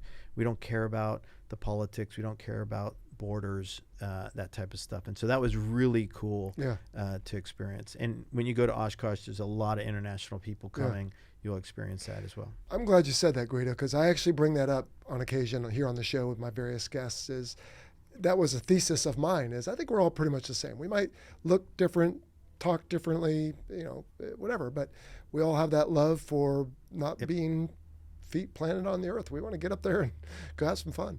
Yeah, so, exactly. Cool. And when you talk to a person and he barely speaks English and this or that, but you can see in his passion and his smile and his eyes, it's exactly the Everybody same understands as this. Right. Yeah. Fantastic. All right. I have some listener questions I want to run at you. These are from folks that support the show on Patreon. So I tell them, hey, I'm going to sit down with Guido. By the way, I told them this like 5 months ago, so they probably all forgot. I'm just busting your stones. But at any rate, so we'll get through a couple of these. So Jim Gundog says he loved your interview on the Tomcat Tales. I haven't seen that, sorry to say. I need to. Do you know Viz Carha? I know of him. Okay. Yeah. He'd be a good guy to. Oh. Yeah. Well, we're always looking. Viz does. Yeah, he's a big Tomcat guy. I think he's reached out to the show, actually. I'm probably going to feel bad when he writes me after this. Say, you don't remember?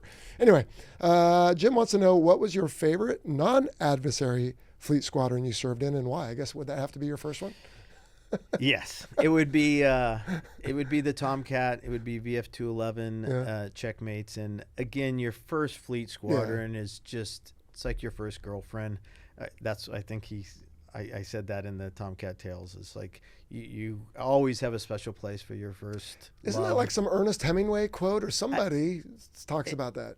It is. You always have this special place for your first love, and mine was the Tomcat, and that for sure in that squadron, and still best friends today from that squadron. As you know, it's just lifelong friends, and definitely VF-211 and the checkmates. Well, I have another F-14 question coming up, but not yet.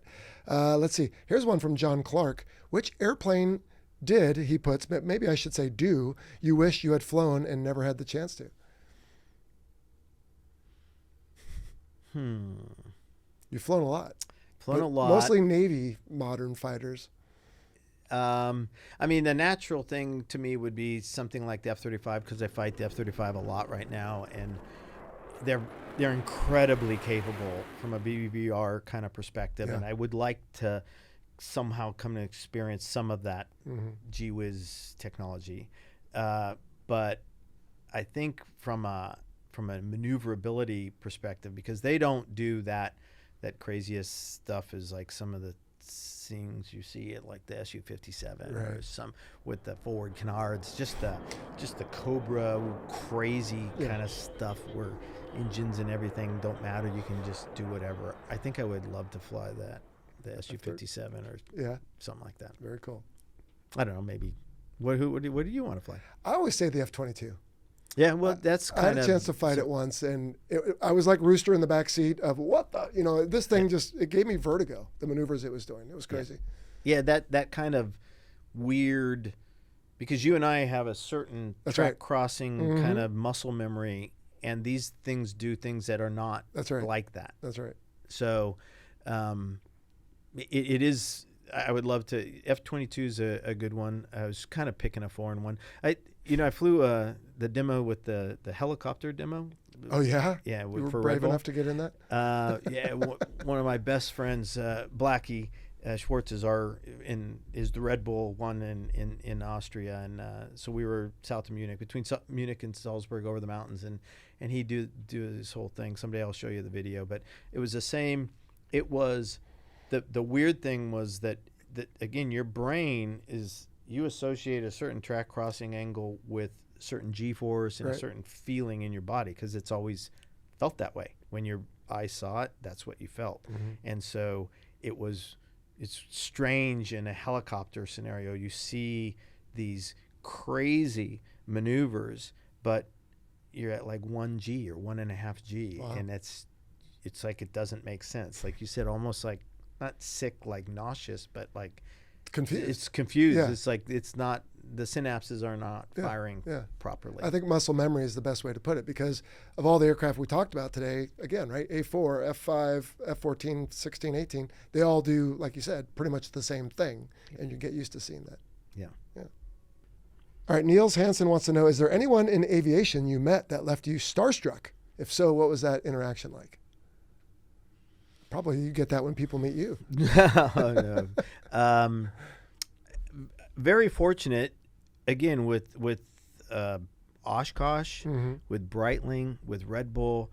I've been very fortunate to meet lots and lots and lots of very well-known aviation people, from the civilian side to the air show side to the air race side, the general aviation.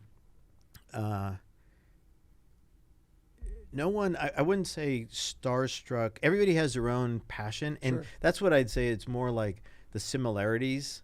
I mean, somebody like a Bob Hoover had tons of stories, and tons of stories. And I was at Sun and Fun, and I was fortunate to fly back. A friend, Jim Slattery, flew him back, and it was just Jim Slattery, Bob Hoover, and myself. Cool. And for like 6 hours, just flew back and listened to some stories. Or at Oshkosh, he'd be sitting around fire pits, drinking whiskey and telling stories. So those types of things are pretty, what I get out of it is not a starstruck. It's more of like, okay, you have the same passion as I do. Yeah. Maybe a little different story here or there, type of thing. I would say, as far as like the most impressive, this goes back to like emotionally for me, Thomas Hudner, what he did in his real life, not an air show, but really what he did, and given everything. I don't know if you've seen the movie or not. And Devotion. Devotion. Yep. In the story. I've not read the book. The book is fantastic. I need to. And but to meet him, and I did a lot of Centennial Naval Aviation events with him and his wife, and to see his humility, and as a Medal of Honor recipient, he would never brag or boast or anything. I mean, I've boasted more in the last 30 seconds than he did in his whole life. And so as far as like starstruck, as far as impressive human being, he and really that whole World War II generation of individuals, I would say are the people that kind of impress me the most. Very good. All right, Jevin has a hypothetical situation. I think this is what I was alluding to earlier. You, in a previous Rio of your choice, find yourself behind enemy lines and have to jump back into an F-14 and escape the country. How likely would you be able to get a Tomcat in the air? He's got a corollary about fighting the Su-57 on your way out, but let's just start easy. I thought they did a good job in the movie of flick this, get the air, disconnect. Yeah, that's it's funny that... I wonder where he got that idea. He's very imaginative. Funny story about that specific airplane as well. I'll bring up in a second. But I think picking a Rio, just because he's a good buddy of mine, Slapshot Ted Carter. Okay. He and I went to the boat at the very beginning when I first started flying F-14s, and Slapshot probably. Actually, I don't know that I do. Oh, okay. Yeah, sorry. I'm trying to think while we're talking. He's got the most traps as a Rio of anybody 2000 something, and oh my gosh. was the Naval Aviation or Naval Academy superintendent, Okay. and now he's the president at Nebraska, and just a super good guy, and Mr. Tomcat, Okay. as far as a backseater. So I think and a great friend. So I think he would be my Rio, and I think the reason I say that is he probably remembers everything, and being a Rio that had to deal with knucklehead students, he probably could talk me through how to start the dang thing back up. But I'd probably be able to start it up, and I think I'd be able to take off. Like we said before, that first jet is the one you remember. Yeah. I remember I had actually it was not too long ago. Well, a few years ago, but we got up, did our G-worm back going into the Fallon Ranges, and he turned back and he was like, 90 right, 90 left, and then he went back like this, the flight lead, and so I was way sucked, and so I just put in the blower to kind of get back into position. So I put in a blower, and then I tried to take it out of blower, and it just stuck, right? Yikes. Yeah, the throttle's just full blower, like, and you start pulling back, and I'm like, okay, there's obviously something wrong, and I don't want to break something, right? So how hard do I pull? And I start doing the negative G and the positive G, and just shaking it all up, and first telling him, and as I'm starting to go by, I'm like, Right. Hey, Guido, lead right. I got a problem, and so then I'm trying to pull it back, and I was like, gosh, darn it, and I couldn't do it. So I'm like, all right, so I'm gonna have to shut down this engine before I run out of gas and can't land this way and stuff like that. And so now is funny because I'm like, okay, shutting down. And then I thought, oh, I have to pull. Oh no, wait, that's the Tomcat shut down. Do I have to put? No, that's the Hornet shut down. Do I have to do? No, that's the F-16. And it was like the memory of like which airplane you had the most experience in, and how you kind of remembered that. So I think I'd probably remember how to start it up, and definitely from a takeoff perspective, I think I'd remember to sweep my wings forward to take off. So do you know Cucci? Yeah. Mingo? Mm-hmm. Yeah. So he helped with writing that scene, and Sarge Slaughter, both Tomcat buddies, as well, in the movie for that. Very good. And also when you bring back one throttle and The split swap throttle ends thing? and swap throttles. Yeah, that was a Cucciism. Yeah. I thought that was, and that came up, I think, on the F-14 Tomcast, Crunch and Bio were talking about that. But I thought that was sort of verboten. It is. Oh, for sure. Okay. And the GE engine, you might do something like Okay. that. But the Pratt & Whitney, you'd be off to the races. Hey, it was an old engine. Yeah. They've gotten better. You would. They're much better now. Yeah. But you wouldn't. You'd probably stall. Okay. Harrison Wells wants to know, what is your quintessential Navy memory? And this is an interesting question because it's up to you to decide what quintessential means. Wow. So, there's tons of, when I think airborne kind of related stuff, but a lot of it all comes together. Mm-hmm. Maybe an emergency here or there, or a crazy issue that happened at the boat, or with an emergency or something like that. But those aren't, I'd say, to me, quintessential. A couple things. Being in command is a very rewarding role to get, and I remember vividly some command experiences, not aviation, not flying kind of stuff as much as just like leading somebody, and a young petty officer coming in and introducing me to her mom and dad, and like the emotion and the pride that the parents had on their face when I was like, thank you for being good parents, because she's a rock star, and she's helping this squadron, and she's helping America, and she's helping. And I'd say those things, and the mom starts to cry, the kid starts to cry, the petty officer does, and then the dad's beaming in pride, and to me that actually that was the human element. And so I would say between something like that and then, again, we've kind of talked about my family, my wife, my kids, my dad and mom, their involvement, and especially with my dad, that this thing and that pride and the bond, I think, are the quintessential emotional things. More than I got 1,000, like you do, 1,000 airborne stories. For but sure. Sunsets nobody else sees. And everything. Yeah. Sunsets. Yeah, for sure. But emotionally, probably my family. Yeah. There's so many of those. You know what jumped into my mind when I was listening to you thinking about Harrison's question, which is an interesting one, is the time, and you've probably done this too, when we went by the USS Arizona and we were manning the rails, and I happened to go up just because I wanted to partake in that, and they had everybody render honors, and it was like, it's kind of cool. Yeah, that's like that same thing that, hey, we're a small piece of a pretty enormous thing, and so when you get that magnitude, it's pretty cool. Yeah. All right, here's the question about rugby I promised you. It's by Ben Todd, who started off as a supporter of the show, and I recruited him into helping. So he's my right-hand guy with all this stuff. You played and coached rugby. What similarities do you find between a rugby team and a fighter squadron?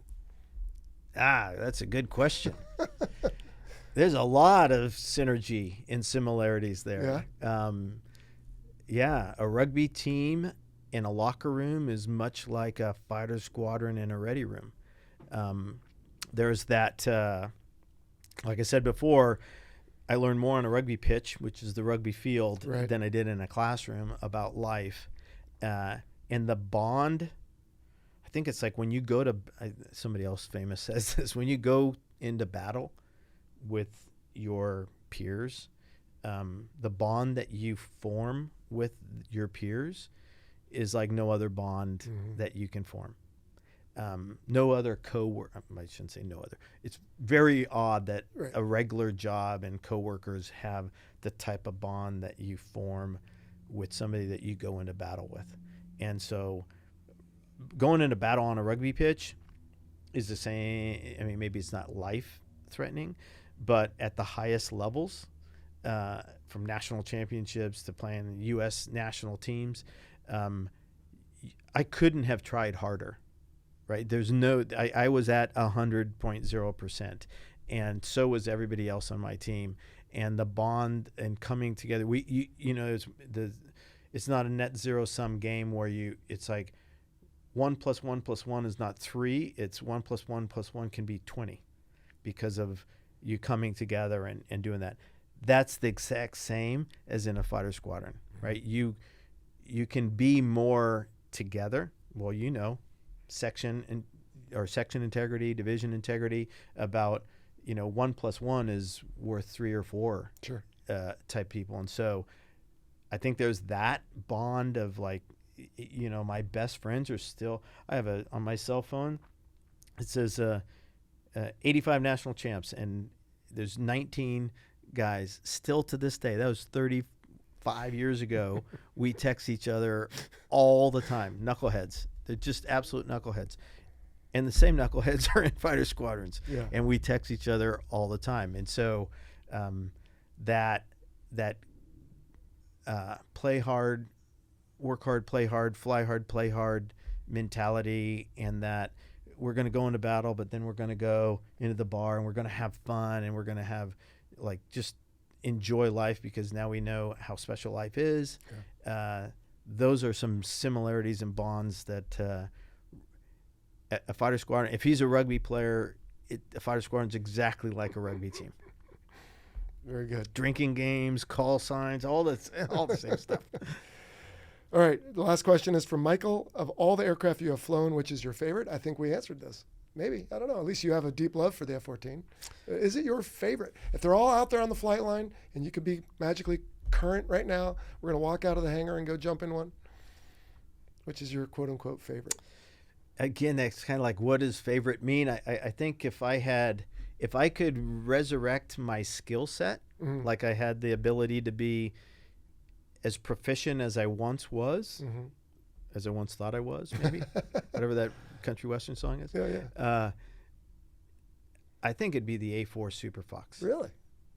And just because when you really got good at it, it was like playing an instrument that there was no computer. It was you. It was your feet, your hand, your brain, your fingers, it was all your movements. And boy, but if you really got good at it, it was like, they say it's like putting on a glove. It was so tight. I mean, I'm not a big guy, and I had to move my shoulders to lower the canopy. And, so you touched here, and it was just this incredibly, maneuverable aircraft. Any one of them would be great. I could talk about any one. It's like your favorite car, though. But yeah. Depends what you're doing. If you're going to Costco, you might take one car. But if you're going for a Sunday afternoon drive, maybe a different one. Well, you're not done. I mean, today you're still flying fighters, for heaven's sakes, right? Very fortunate. Tactical Air Support, one of the couple companies out there in the U.S. right now, or in the world, that friend of yours and mine, R.C. Thompson, Dog Thompson, built this company, and it's basically a Red Air Top Gun adversary type model. We fly the F5 still, but it's what we call the Advanced Tiger. Pretty vastly different. The airframe is the same. The wings, the engines, hydraulics, those are all the same. But all the inside, all the avionics, completely different. We have a Garmin 3000, screen. We got other touch screen radios. We have AIM-9, helmet-mounted cueing system, radar, specific built, raw specific. And now we have a couple new things, Durham jamming and TAC Erst, the IRST that we just put on our nose that we're just developing now. Wow. So it looks the same as the older F5, but it has vastly different capabilities. Turn rate, turn radius, BFM stuff, same, but the BBR stuff, significantly different. And that's really where our role is right now, as you know, is against the F-35 and the Hornets, and even we fight with the Air Force a lot as well. It's about this game more than this game. Mm-hmm. And so having the ability to really simulate, emulate, replicate the highest level adversaries, which give the blue fighters the best training, is very rewarding. So it's fun. I'm old, for sure. So I don't pull as many G's. So it's kind of nice that in the break is probably the highest G's that in today's world. Most of it's BBR stuff. But no, lots of fun, and still lucky. And to be quite honest, to me the reason why I still do it is probably why you're doing this right now as well. As I love naval aviation, all aspects of it so much, and the patriotism and the camaraderie and in everything that is made up in the concept of fighter pilots and this relationship that we have, and to be able to still kind of be in that and feel like I'm contributing just a little tiny bit to something is incredibly rewarding. And so that's why I do it. At some point, Dog's going to say, "Hey, old man, get out." But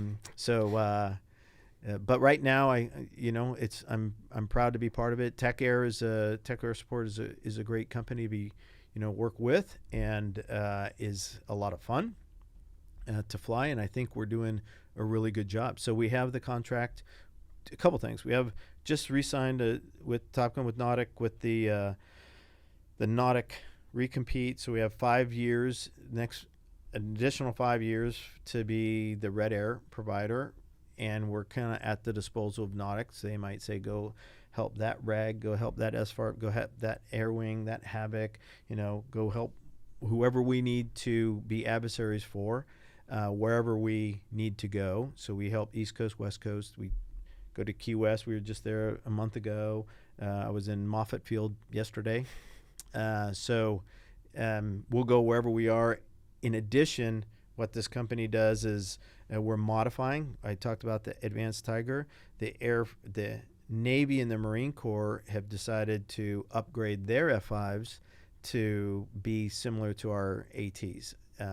And so they kind of went through like a menu and said, we want that, and that. Mm-hmm. And so our company now is taking Navy Marine Corps jets and remodifying them into these advanced capabilities. Very cool. So it's fun. It's a fun game. Yeah, sounds like it.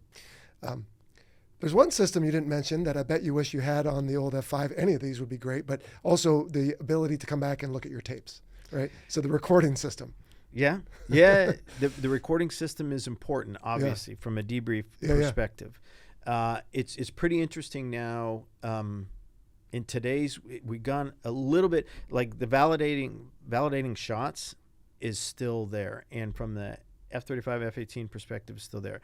From the adversary perspective, where we're kind of doing more of now is from a red net perspective, is a lot of stuff back in the building in the tax range. So a lot of the stuff we do, it's not validating our shot necessarily, valid shot at trigger squeeze, kind of the old school stuff. It's more like, okay, let's go back, let's see where the fighters did well, where they are maybe a little bit vulnerable, to pull out the lessons learned to make them better fighter pilots tomorrow. So, and the tax ranges are so incredible now that as you probably have talked in other episodes with like LVC and Eject to Live and stuff like that, it's getting a little bit less about what happened inside of my cockpit and more about the big picture, what's happening and what those fighters are seeing and how they're addressing it. Yeah. I took a couple years off of flying for other reasons, but when I got back in 2013, the red air had totally changed, because when we used to do it in Fallon before that, you just show up, get the card, standard, go out, rage around, have a good time, come back, give whoever was going to go to the debrief a few notes, and you were done. But by then, they wanted, what were you doing specifically? What time? What did you see? What did you feel here? And et cetera, et cetera. So it took some of the pure joy out of it, I found, but it definitely makes the blue guys better. It does. So. And it's more about that big picture engagement, and so you really glean the most out of seeing the tax range and seeing how the geometry works. And the F-35 is so fantastic. Well, the Super Hornet is too, but F-35, their SA, their situational awareness on what's happening and is just phenomenal. Yeah, it's just incredible. All right, so you're still flying, and I'm guessing maybe you might have a week off, but then when you're flying, you probably fly every day, kind of thing. Yeah, we fly. Well, so I'll fly. So I still live Coronado with you, and so since we detached, so I'll probably spend half my time, maybe 2 weeks out of the month, 2.5, 3 weeks out of the month flying. But half the time is probably in Fallon, and the other half is we do a lot of stuff like off the coast now, because the ranges are really big, and that's good. So we'll detach out of Moffett and Santa Maria a lot. So I'll go straight, like this last week I was just right at Moffett, so I just flew up to San Jose. They brought my flight gear down, flew all week in San Jose out of Moffett, and then flew straight down here. So I didn't even go to Fallon this last week. And then a month ago we were down in Key West. We tend to do West Coast just for administrative, flying the jets around is easier. So about half the month I'll be flying. Well, and you said earlier you used to keep your aircraft here before Bones bought this FBO, turned it into the Circle Air Group, which is kind enough to let us use and make it into a studio. He's got a bunch of F5s, as we've talked about before on the show. Are you involved with him at all, or are you guys... Fantastic guy, D. Conger, and what he's done here is just unbelievably impressive. Yeah. I mean, he's not this giant... Well, he's got the giant company and stuff, but he as an individual has really put together this whole capability. They have very impressive, and I think one of the unique things that he's brought from a business perspective, we being technical support and the typical fighter pilot world, our muscle memory is the military and naval and Air Force aviation, et cetera. And so our squadron is very much like, if you came and flew with us tomorrow, you'd be like, yep, this is just VF XYZ or VFA XYZ. And what D brought in is because of his corporate business experience is really like thinking outside the box of everything, of like design, about manufacturing, about maintenance. And so it's interesting what he's done and how he's done different. Like, okay, there's an issue, we're going to solve this issue, but he's solving it different than how you might think a typical fighter pilot would solve it. So he's really introduced a lot of cool policies, procedures, techniques, whatever you want to call it, of how to do that. And so we utilize him, Tactical Air Support utilizes him not only from a maintenance perspective, but he also lets us borrow, or we rent. Right. He doesn't let us borrow. It's not like borrowing your tables or something. Yeah. It's we lease jets from him when we have to surge different aspects of certain things. And so no, he's fantastic. I mean, great guy, great pilot, fantastic businessman. So that was his thing, was building this business here at the FBO like a squadron. So people take care of each other and look out for each other and have a vested interest in it. So it's great. All right. So you're still flying. Are you still doing restaurant stuff? Not doing restaurant per se. So I sold all the restaurants and bars and clubs, which was kind of fortuitous given the fact that COVID and all that kind of hit. Lots and lots of friends still in the restaurant bar industry, and they had some challenges. That some guys didn't make it through. That was a tough for the hospitality world. That was a tough run for those guys. So I do have, I kind of dovetailed still business in the sense of it's combining my passions of fighter pilot aviation and aviation in general with hospitality and fun and enjoying life. But since you mentioned it, there's a nice little segue here. I feel like whoops, man down. So I starting a vodka line. Okay. And it's interesting that I named it Fighter Pilot Distillery is our distillery, and this line is starting with vodka, but it'll do whiskey and tequila and gin and rum, etc. But it's aviation related vodka, and it's called Czech 6 vodka.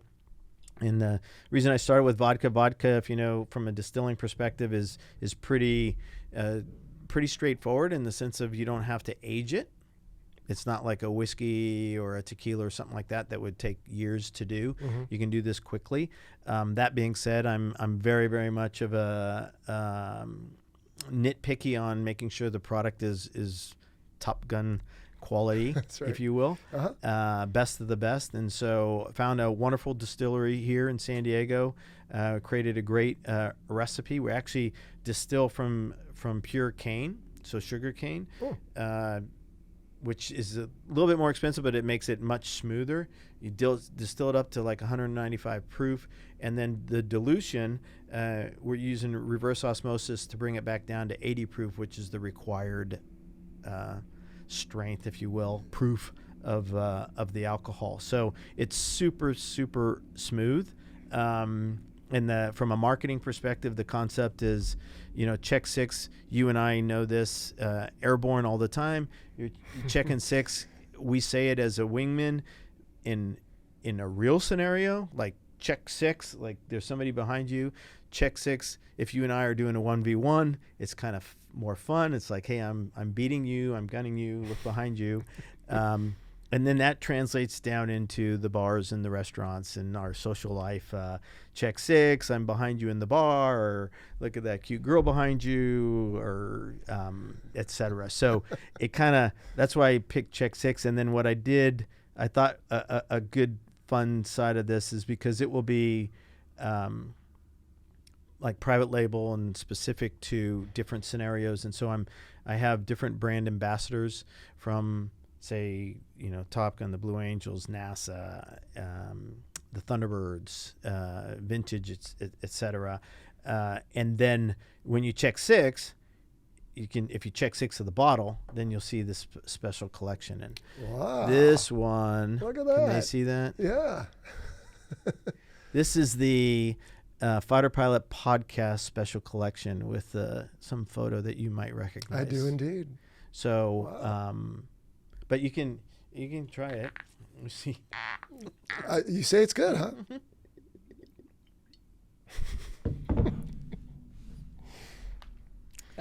Dude, how did you chug that like that? It's smooth. Yeah, well,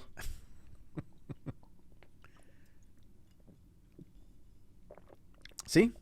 Oh, that's really, really good. It is. Yes. Well, thank you. So I'm proud to we'll put some, and then part of it is a philanthropic kind of capability too. Is so, for example, if we'll do a Fighter Pilot Podcast, a special collection, then you designate as the guru where proceeds from this bottle will go. So fantastic. A charity of your choice, etc. So it will be fun. It's a great, like you in this whole environment, it's a great way, fun way to stay connected, and we'll have some fun with it. Fantastic. Well, let me know when you're ready. I imagine there's some red tape to get through with that to make sure you're ready. The government is pretty particular about people producing alcohol, so yeah, we're doing it the right way, though. I hope you're not printing guns in your house too, because you might as well just do everything. No, we haven't. So my drink responsibly. My daughter says, "Don't drink and dogfight." So true. That will be a little catchphrase for that. That could help with your legal side of things as well. So yeah, good. Exactly. All right. Well, so all these things though that we've talked about today, Guido, you've been a good sport. Thank you. A lot of this is, I don't want to say fallen in your lap, but you've built a network and people know you and you've achieved various cool things. If you had to predict, I mean, is your phone going to ring again? And if we met 2 years from now to talk about, first it was Oshkosh, then it was the the Breitling guys, then, not in this order, obviously, but like, who's going to call you next? If you had your crystal ball, what's or is there a maybe like, I hope to do this next? Yeah, there are a couple things. So this is one thing. Yeah. The Czech 6 vodka was one. Again, from an entrepreneurial spirit, you have it. It's that bug, and it's palpable. It's there, and you want to do it. And I did that with the restaurants and bars, and now with this. That being said, there are 2 other things that I'm looking at, and one I'll save it. I'll tease it because I think it would be something nobody's done it, and it's I think really, really, really cool. And I'm about 2/3 of the way through most of it, and so maybe on a future podcast I could come back, and I think you would really like it. Okay, well, but I don't want to divulge anything absolutely yet. But clearly it's not a book because people have done that. So when's your book coming out? I don't know if I can. That takes a lot. Just get doesn't this kind of sure, suffices we can do the book, the transcript, but no, people, I mean, you have amazing stories, so here's what you do. I'm told you talk to someone who ghostwrites for like 3 or 4 hours on the phone, they send you a book by Jim Dimatteo. I'm not doing that, by the way. I'm painstakingly writing my memoirs, and it's painful. Nasty Manazar? Huh? Yeah, so Nasty did that, and he told me that's exactly how he did it. And I was like, like he talked to somebody for a while, and then they wrote this thing, and now he's on his book tour. Yeah. So, I'll I don't know. I'm how the book. There's so many things when you start talking like this. The stories are great. So I love the fact that podcasts have gone not only from audio but now visual as well, because that really kind of brings it to the next level. I will. There is something, and I mentioned it earlier, and I'd say this is like really super important to me. Is my dad's, like, his diary. My sister found this diary, and it literally goes through every day from 1940 to 1950 as a young kid in the Navy, and every night before he put his head on his pillow, back then, culturally, people wrote a lot of letters and stuff. And so he kept a diary. And we found this diary just a few years ago, just by happenstance. And it's unbelievable, because there are certain things that you will look at and go, oh my God, that's exactly the same today. Exactly. Same words, same everything. And then there's other things that are just awe-inspiring in the sense of like what, not just my dad, what all of our parents did in that generation to give us the freedoms that we have. I mean, there are things like, it was classic. He'd say, got up, went to church a lot. Nice Italian boy. Yeah. Mm-hmm. A nice Italian boy. We went to church, had 3 hops today, gun hop, rocket hop, bombing hop, played some football. They watched the movie every night, roll 'em, right? Saw It's a Wonderful Life, with Jimmy Stewart. Good movie. Lost 5 planes, an SB-2C, a TBM, a Hellcat, and a Bearcat. Next page. I'm like, if we lost 5 planes like that, we would stop, right? We would, if we lost 5 planes in a year, we would have a safety stand down. Yeah. And so it was page after page after page of just his roommate, his wingman, his CO, his XO, his DCAG, perishing, and to feel like they have to get up the next day. Because if you asked you or me, hey, who's the best fighter pilot? We always have you're looking at him, right? That kind of stuff. I never did say that, by the way. I never did either, right? But they have that. We have more bravado. Sure. And if you ask my dad, he, like Thomas Hudner, when I mentioned before, their humility is just incredible. And I was very, very fortunate with this. This award, this Aviation Hall of Fame thing, and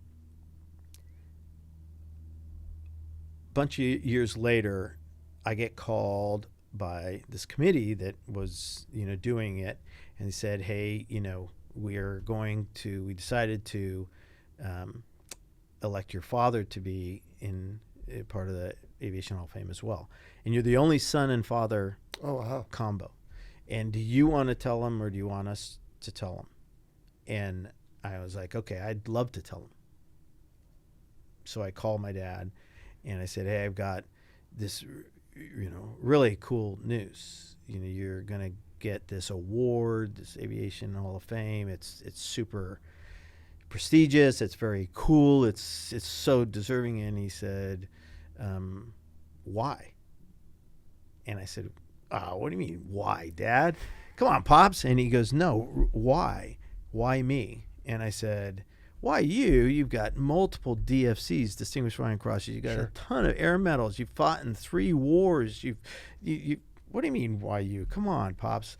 Because he used to always say that. And he said that to me then. And then he said, I was the lucky one. I came home. I had a wonderful wife, my mom. I have all of you wonderful kids and grandkids, because I got my reward. I got the best reward in the world. Don't you think you should give this award to one of my wingmen that didn't make it home? I'm like, like a gut punch of holy cow. Well, Dad, you're here. They're not, and this is great because you can tell these stories. But I think it's like what would I call it? Almost like survivor's guilt. So many people perished that the people who made it home, he doesn't want to get an award for being lucky. All right. Wow. And I'm like, when I got it, I wanted to pull a billboard up there. Did you see it? It was on Highway 5.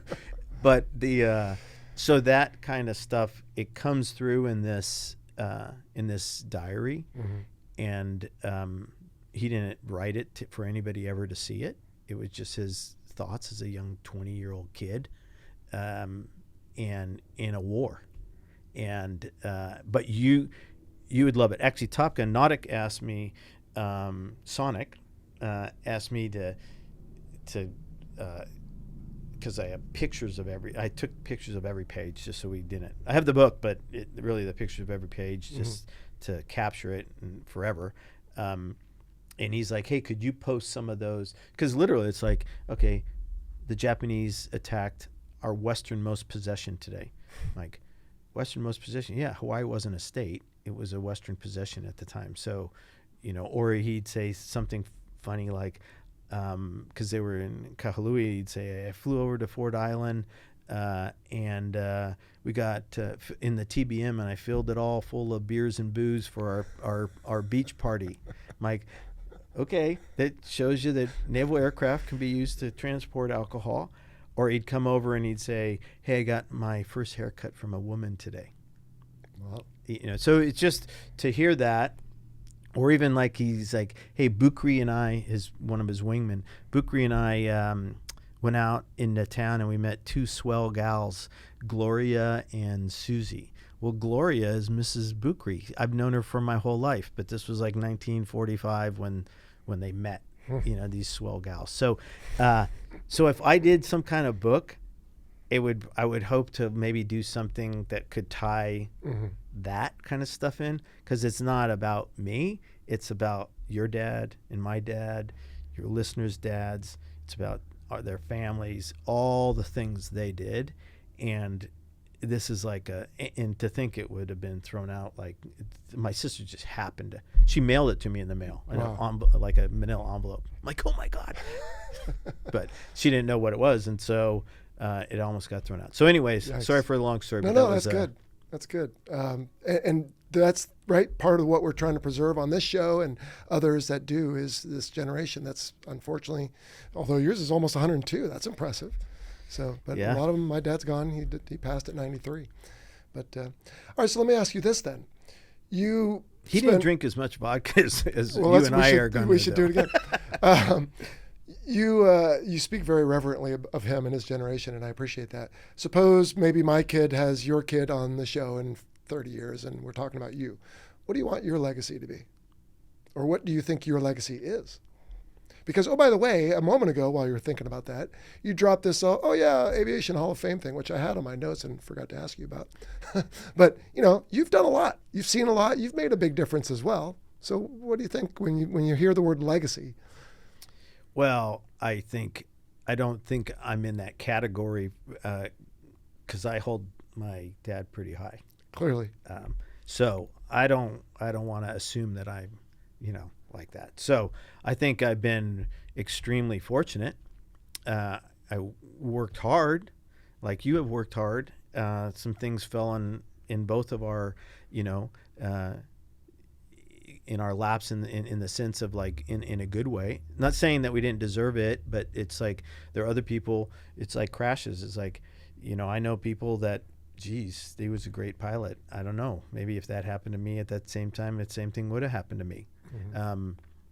So I think I feel more about being honored to be part of this team than be singled out as an individual achiever of the team. It's at least it's probably how you feel too. It's like I feel so dang proud to just be a naval aviator, not necessarily because of what I've done, but because of what everybody's done. Yeah. And I'm on this Super Bowl championship team. I get a ring that they're coming gold wings, but that's what I'm mostly proud of. So if it's far as a legacy, I hope if my son and your son are here 30 years from now saying this, that he's first going to go, yeah, my dad's 112. Still drinking vodka and his tequila, but he really had tried to knock him off. He's resilient. Those Italian genes. That's right. No, I hope that he would say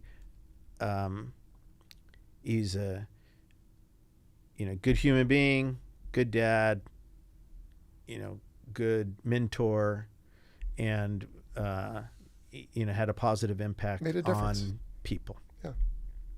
Naval aviation, outside naval aviation, whatever. Yeah. Just had a positive impact on life. Yeah. So that's what I hope my Good. legacy Good. would be. Do people who maybe want to follow you, do you have a persona somewhere on social media or online anywhere? Yeah, that's interesting that you should ask that. I should because it's all I've been. So with Red Bull, now that was a big thing, right? So Red Bull, we did the smoke on so I'd call smoke on. You're clearing the track, smoke on. That was our catchphrase, and so For each racer. And we'd say it in different languages, and it was fun, and yeah, like the Czech guy, Martin Shanka, they'd do. I'd say Díky kámo, which means like thanks dude in Czech, and it was like hashtag Díky kámo, a humongous thing all around the world. It was a Czech thing. So I kind of pulled back from that, just from I do the Facebook type of stuff, and for the last 5 years I've been holding off just because from a social media side I kind of wanted more, Instagram and that kind of stuff. Going down this path. So I will, from a social media perspective, I'll have to tell you what I don't know what my handle is. I think it's like Well, you're on LinkedIn. Yeah, LinkedIn. Right? You're on LinkedIn. Instagram. I'm on Instagram. I'm trying to think. Isn't it? It's like Bogey Pilot or something like that. People will have to do their own sleuthing to find you. By the time this airs, you'll put a little tag. What Guido meant to say Nobody was... ever reads the descriptions on these. I can say you're getting... Well, I won't go down that path, but anyway. All right. Well, we're almost done here, bud. Wait, hold on. One more thing. When I was researching, I feel like I know you pretty well, but I like to do a little research as well. I see that people can book you as a keynote speaker. Is that still something you do? Actually, I've done quite a bit of that. Yeah. That's probably done 50 different Really? events. Yeah, Wow. that's I actually enjoy that a lot. It's kind of like this, and they can. I do probably one a month. What? Yes, ish. Okay. From big, large things to multiple thousands of people to smaller Coronado Rotary, like what you did the other. It's been a couple of years now. A couple of years, yeah. I just did it just a couple days. I'll tell you, I have a really good presentation that dovetails my dad's story in that book, and that's like a home run because it ties in some leadership. Well, I do leadership stuff, and I tie in the rugby and the Navy, aviation, and the differences. I've got a unique approach that, from a business perspective, because it's not just Joe Blow fighter pilot saying this is how you have to implement these leadership rules in because your it civilian company. Yeah. It's more like, holy cow, in the Top Gun debrief scenario, culture, you try to run a restaurant and have a debrief culture and tell that hostess that she really needed to seat the people this way, not that way. And then she starts to cry, and people in general, it's from a civilian perspective, you have to be careful about constructive criticism. There's a way to do that and how to do that. So it's a unique situation, and it's a lot of fun. I typically do a lot of it. I'll bring my wife. Just as you know, wives have they're an integral part of this. Oh, yeah. And although a lot of people like to hear the Top Gun Maverick world of, how did you get where you are and what did you learn? A lot of people like to go, okay, Mrs. Guido, Mrs. Dimatteo, how do you deal with this dude?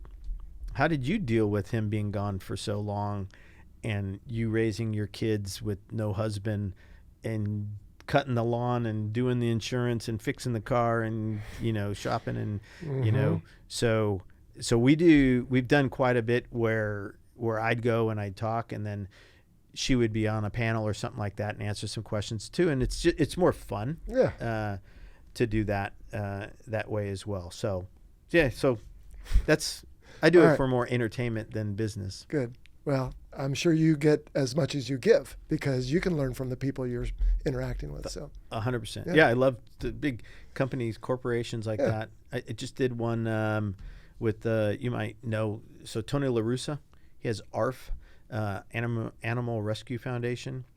Tony La Russa was Hall of Fame manager, baseball player, and then manager, Oakland A's, and then St. Louis Cardinals, World Series. You know, great guy. But he had a cat run on the field one time when he was a manager of up at Oakland, and they did this story, and then he kept the cat, and then and it turned into a huge Animal Rescue Foundation. And I just did a presentation, and incredibly, they have this thing called Pets and Bets, and they marry. They call it helping both ends of the leash, and they take veterans with like PTSD, and they take animals that are going to be euthanized, and then they put them together and train them both, the animal and the owner. And it was spectacular. I just did this dinner. It was in Vegas, and this guy was, contemplating taking his life. This guy was contemplating taking his life. That dog and that dog were both going to be euthanized, and now here's these two wonderful families. It was really cool. So anyways, yeah, I get as much out of them as they probably a lot more than they get out of me. Well, and back to then the beginning of why I was somewhat cussing you out was you keep pretty busy. So you're always running around, hard to get you to sit down, but I'm so glad you did, because I really enjoyed I don't know how long we've been talking, but time flies when I sit down with great guests like you. So thanks. Last question, Jim Dimatteo, you've talked about your Italian roots. Guido, probably I can figure that one out, but any good story when it was bestowed on you maybe? The call sign Guido, well, I had a flight instructor that was from New York, and Guido, I thought Guido was actually a complimentary term. I didn't realize that he was doing it as like a derogatory demeaning term. Yeah, like a demeaning, like you're just You must have Guido. been new to fider aviation at that point, because come on, who would give you a complimentary Well, that's call? what I thought. I was like, hey, this is pretty cool. You're like butthead. You're like, bozo. And I get Guido. That's cool. And then the other guys from New York are like, no. A Guido is like a derogatory term for them. And I'm like, not for me. I'm like totally proud of my Italian heritage. This is great. I love it. So yeah, that's I'm surprised it stuck if you liked it. Well, that's what somebody actually told me. Yeah. They said, don't look too excited with it, because they'll pull that thing from you. That's right. We're going to name you Assassin. Oh, darn it. Yes. Well, I love that one. I had like the St. Christopher and the Italian horn, because my mom and dad had given it to me, and they're like, you wear this when you fly because this will keep you safe. Yeah. And it was actually a medal that my dad wore for his whole career. So I was like, I'll wear that. And so I did have the, little bit of a Guido thing going on, but I think that's, I didn't realize it was bad. All right, Guido, you've been a good sport, and let's open up some more vodka, but then I got to drive you home, so I guess we better be careful. But anyway, thanks for coming on the Fighter Pilot Podcast. Thank you, and thank you for what you do for all this. This is spectacular. You're taking your skill level as a Top Gun fighter pilot and applying it to this world of podcast. And thank you for continuing to keep the naval aviation and fighter pilot world alive. This is spectacular. So congrats. Thank you. Hey, thanks for watching this episode of the Fighter Pilot Podcast. I hope you enjoyed it and learned something new. I still do every episode. Now, as a quick reminder, we try to explain all the jargon, but in case you missed something, head on over to fighterpilotpodcast.com, where we have a glossary of all the different terms we use. And while you're there, check out some of the cool merchandise that we offer. For additional content and to help support the show, please go check out our Patreon page. We'll see you next week.